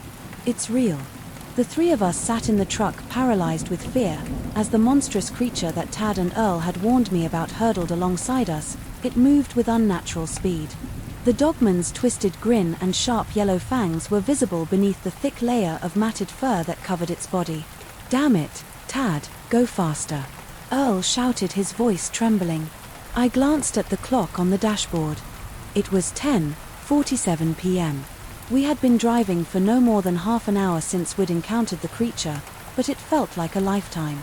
"I'm trying neural, but this old truck ain't any match for that thing," Tad replied, sweat dripping from his forehead as he floored the acceleration. Suddenly the truck skidded to a halt as we reached a dead-end road. Also it appeared ahead of us lay an old, abandoned house surrounded by tall grass and trees that seemed to stretch forever into oblivion. We had no other option but to leave the truck and try our luck inside the house. Perhaps we could find somewhere to hide or lock ourselves in until help arrived. As soon as we stepped out of the vehicle, though, we watched in horror as the Dove men pounced on a nearby squirrel, ripping it apart with its vicious claws. In seconds the guts and blood spattering across the dirt road created a grotesque sight. We raced into the house, leaving behind a gruesome scene of carnage. The doors slammed shut just in time before the beast could reach us. The house was pitched black inside, except for some faint moonlight streaming through the boarded windows over here. Earl whispered from one of the rooms. He had found a hidden basement entrance beneath a floorboard, visualizing all kinds of dreadful scenarios. Waiting for us down there while we descended didn't help our current situation at all. We didn't even know what time it was, but deep down we knew that time was running out. The basement was damp and moldy, a far cry from the cozy music-filled atmosphere of my car. On my way to the theater only hours ago, we've tried to barricade the door, but soon realized that it was pointless. If the dogman wanted to get in, there wasn't much we could do to stop it. Tad found a partially sealed bottle of whiskey under some debris. Shaking hands, reached for the dusty bottle, accepting each other's misery as an unwritten apology. We drank to forget, at least for a while, what was happening outside. Just as dawn broke through the darkness according to my watch, 6:33 am, there came a sudden powerful bang on the basement door. We hardly had time to react before the Doberman broke in its first slick, with blood in its eyes glowing malevolently as it stepped closer and closer before any words got lips. As we faced our horrifying fate, we heard a shrill scream coming from somewhere outside the house, followed by multiple gunshots shattering the silence we held like a sacred pact by consent. We don't know who intervened that morning. Maybe someone heard Earl's desperate cries for help earlier, or maybe some silent companions traverse forsaken routes nearby. But whatever happened, they saved us in our darkest hour from that wretched creature called Dogman, rescued by their arrival or distraction, whatever it could be called for. How it took no more than minutes before everything fell silent, except our breaths catching up with us in unison, we quickly made our escape without hesitation. As I arrived back home and crawled into my bed trying to find some semblance of safety in its familiarity, I couldn't shake off what had happened to us just hours ago. No more than 2 days had passed since my performance at the theater. I didn't know if the dogman targeted Tad and Earl or if it had been lurking nearby, only to ambush whoever crossed its path. I vowed never to take Route 92 in those silent woods again. No one could say with any certainty what had become of the creature we'd encountered that night. But one thing was clear, some memories, no matter how much we struggled to escape or ignore them, would forever haunt us in strange places where reality fractures and the grisliest hells come alive, hidden in plain sight. I remember the exact date, like it was yesterday, August 11th, 2018. It was my cousin's bachelor party and we went camping with a group of his friends in a remote area of Yellowstone National Park. None of us were experienced campers, but it was the perfect excuse to get away from the hustle and bustle of everyday life, crack open some beers and tell funny stories around the campfire. The days started off smoothly. We arrived at our designated spot, set up all our equipment and spent the afternoon down by the river laughing at mishaps and horrible attempts at fishing. As the day turned into night, we retreated back to our tents and lit a large fire, exchanging humorous stories about our childhoods until exhaustion set in those blissful moments before sleep took over. I remember thinking that maybe this city boy could get used to the great outdoors. Little did I know how quickly my opinion would change. Around 2 a.m. I awoke to a sickeningly faint growl, accompanied by a foul stench filling my nostrils. My natural skepticism kicked in, albeit jokingly, dismissing it as one of my cousin's friends playing a cruel prank. For a minute or two I lay there trying to rest, only for the growling and governing smell to intensify. It was infuriatingly rank, like rotting flesh and damp, for mixed together. My anger at the prankster grew steadily until movement outside my tent caught my attention. Curious, I unzipped the door to confront them, only for my annoyance to dissipate in an instant. To this day, I can't put into words just how terrifying that moment was, when eyes met. Eyes was something otherworldly. The beast standing yards away from me looked like something birthed from the darkest corners of my nightmares, covered in thick matted fur, so dark it seemed to drink in the surrounding shadows. Its body was twice the size of a bear and it quivered with living pulsing muscle. The snout resembled that of a dog or wolf, but its eyes were too human, too cruel. He growled one last time before turning and vanishing into the darkness. I didn't know how I managed not to scream, but before long everyone else was awake and fumbling about in confusion. It felt like an eternity until we finally got our act together and decided we needed to get away from whatever hellish entity we disturbed. The crunch of gravel beneath our tires felt like freedom as we made our way down the winding roads towards safety. We were panicked and frantic in our discussions. Had we been hallucinating? Should we alert the authorities? Our questions morphed into something darker when some news sites surfaced reports from other campers of similar experiences. Days passed and, while settling back into my life, I found myself grappling with my own sanity and beginning to label what happened as some frightening wilderness still fueled by alcohol. That's until I received a call from one of my cousin's friends last night. His voice was unsteady, as though he had been on the edge for some time. Apparently, his neighbors mutilated. Cattle appeared exactly like how he described the grisly scene he had stumbled upon months ago. Just after that horrific night, the fear it elicited reminded him of our camping trip and spurred him to tell me that some members of our group were planning on returning to Yellowstone in hopes of finally discovering just what it was that tormented us on those haunted grounds. It was then that an unsettling premonition washed over me. What if this thing saw this as an invitation? What if this creature found each one of us somehow? What hope would any CMP or hiker have against something so terrifyingly real? In that moment of bone-chilling terror, I closed my eyes and let out a shuddering sigh of relief. After that terrifying call, my mind raced with unsettling thoughts. A part of me was relieved that I didn't join the group returning to Yellowstone, knowing that something sinister awaited them. I stayed away in the relative safety of my city life, watching my friends through their social media updates. The next evening, at 8 p.m., I received a text message from one of my friends, Paul. It read, "We shouldn't have come back here. There's something terribly wrong." I immediately dialed his number, my hands shaking as the phone rang. "Paul, what's happening?" I managed to stutter out, "Man.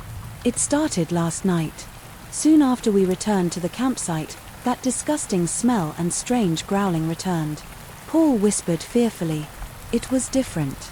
This time, though, we started discovering mutilated animals around the site, just like what happened with my neighbor's cattle. My heart pounded heavily as I listened to Paul recount the disturbing details with a quivering voice. "No one sleeps anymore," he continued. "Everyone is on edge, bickering and fighting." Out of fear and exhaustion, I pleaded with him to leave immediately. It wasn't safe to stay any longer, despite their impulse for answers. But before I could convince him further, Paul suddenly fell silent. On the other side of the line, the silence felt suffocating. Every second felt like a lifetime. Finally, after what seemed like an eternity, Paul whispered with horror, laced in his voice. "It's here." The call disconnected abruptly. Overwhelmed with dread and concern for my friend's well-being, I contacted local law enforcement in their area through an emergency line. It felt strange getting involved from afar, but I knew too much to be silent. The next day brought me grim news. My friends decided not to leave while the police conducted a thorough search around their campsite, but found nothing unusual. That night, those gruesome sights escalated to a horrifying point. One of the campers had been brutally attacked. Pieces of his torn flesh littered the surrounding area, his body nearly unrecognizable. It broke my heart to learn that the creature had claimed a human life, turning the joyous camping trip into a bloodbath. My friends abandoned their plans and returned home, leaving behind them an unspoken pact, never to return to Yellowstone or mention their grisly findings again. Days passed without any new information about the mysterious attacker. It was as if the beast simply disappeared back into whatever hell it crept out of, leaving only terror and grief behind. News of the event spread quietly among those who knew about it. Whispers were uttered cautiously lest we provoke its unwanted attention. On Thursday evening at 5:15 p.m., I decided to visit Paul at his house. When I walked inside, his sunken eyes showed just how much he had been haunted by that awful ordeal. His hands trembled as we talked, but what truly chilled me were the gnarled scratches on the walls he once called home, evidence that our tormentor didn't care about boundaries. The creature could reach us anytime, anywhere it wanted. A grim realization that settled in heavily years passed without further incident, though, and our once perpetual fear subsided into an unnerving memory, left unspoken at family gatherings and friendly reunions. But even now, as I tell this story from years past, I can't shake a heap of uneasy emotions resting deep within my chest. The mysterious beasts that tore through our campsite remains out there as though watching silently from afar, waiting for someone else foolish enough to cross its path. Sometimes I can help but think perhaps this was nature's twisted way of reminding US city folk that we're in its domain now, and no matter how far we venture or how much we think we understand, there are still horrors lurking in the shadows we could never comprehend.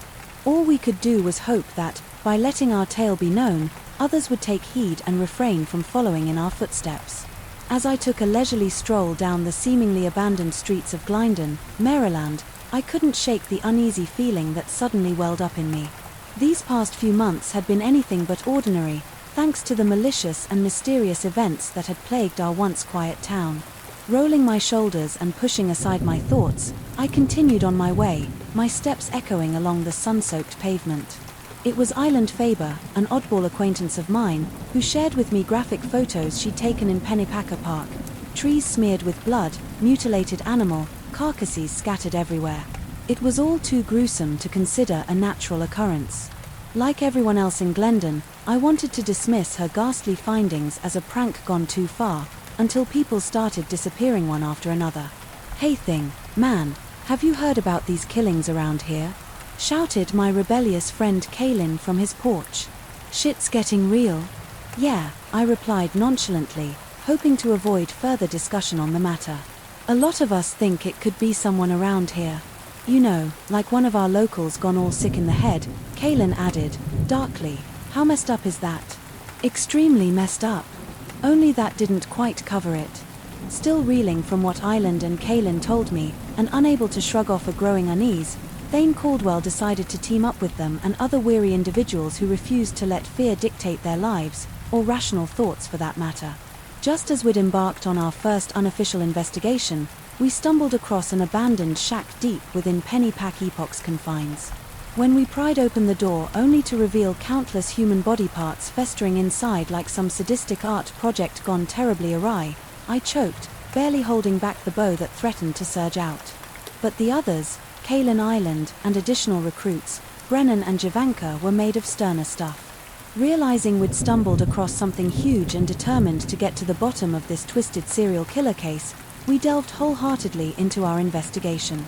As weeks went by, numerous clues surfaced, pointing toward a possible suspect, the town's quirky hermit named Horace McKinnon.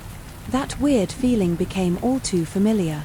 Despite the mounting evidence, I couldn't convince myself that Horace was the culprit, terrorizing Glendon. There just had to be more to this sinister story than what met our eyes. "You really think it's him?" Kaylin asked. One night, while we gathered around an old newspaper article about Horace. "I don't know," I replied hesitantly, "but it's all we have right now."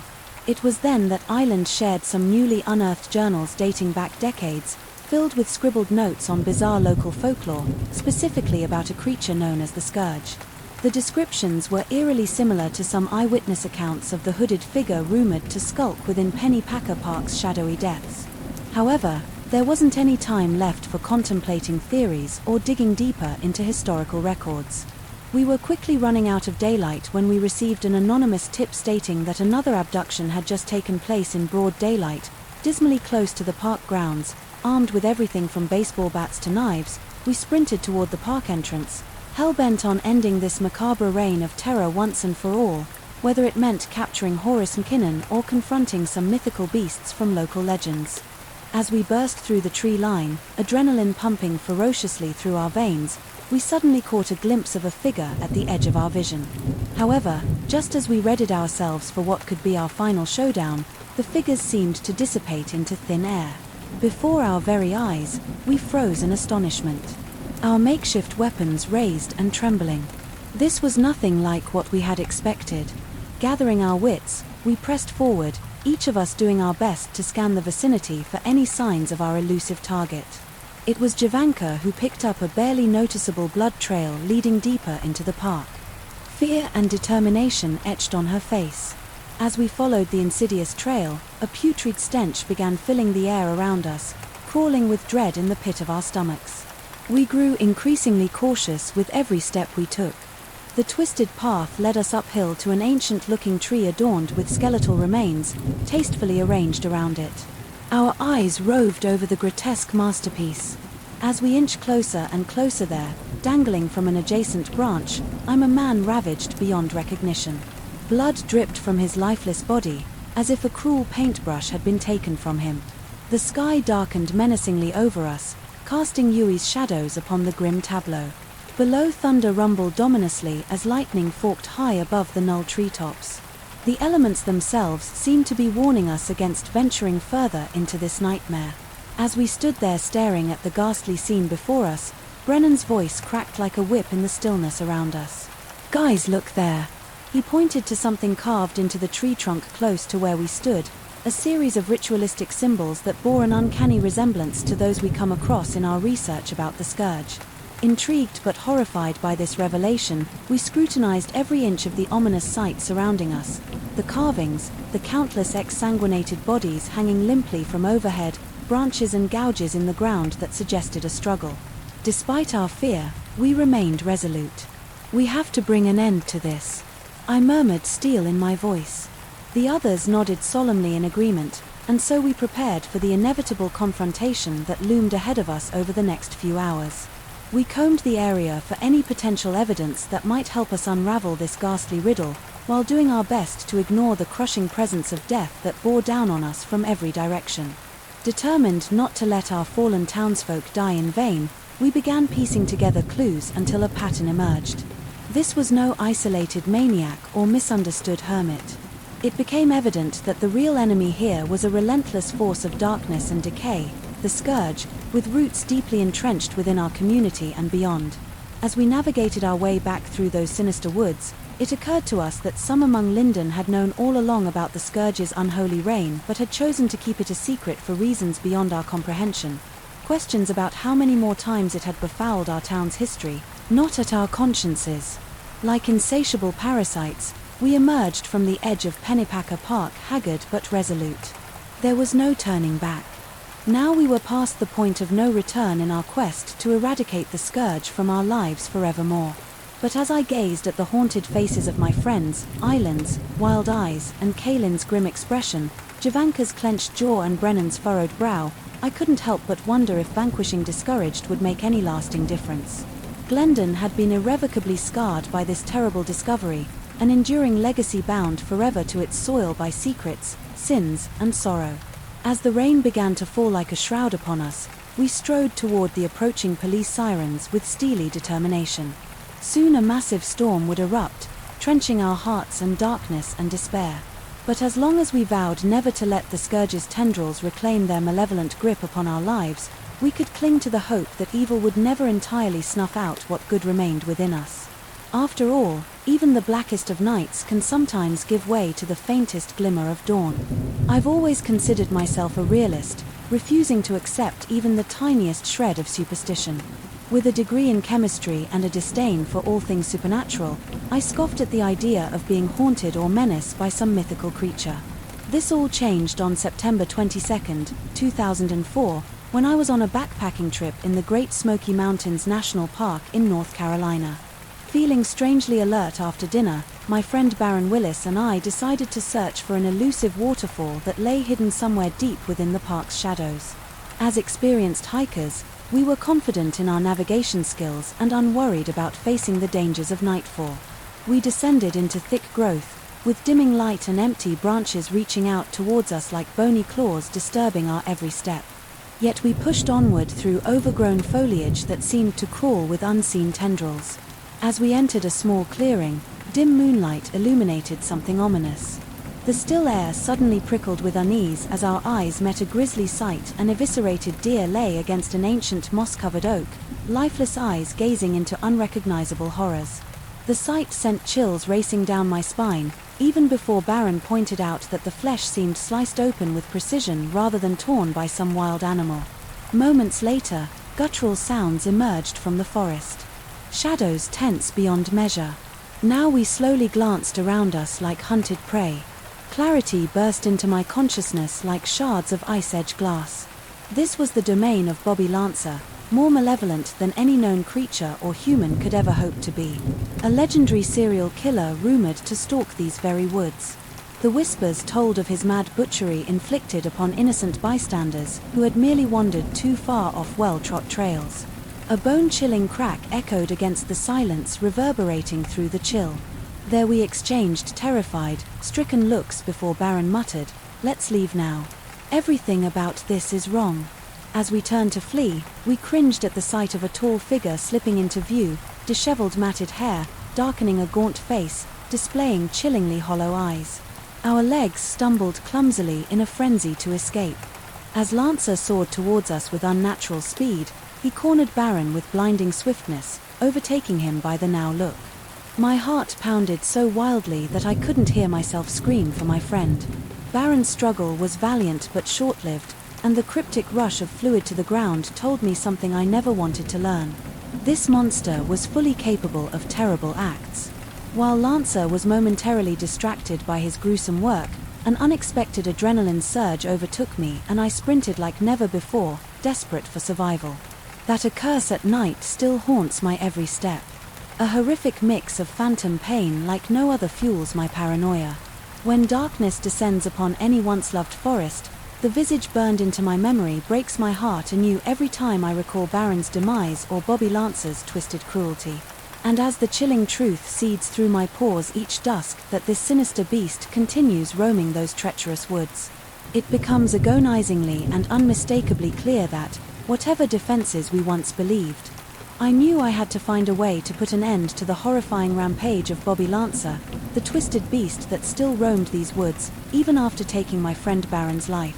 With every sleepless night that passed, I felt more determined, yet terrified of confronting him. I decided that I would return to the scene of Baron's death in an attempt to track down Lancer and hinder his murderous activities.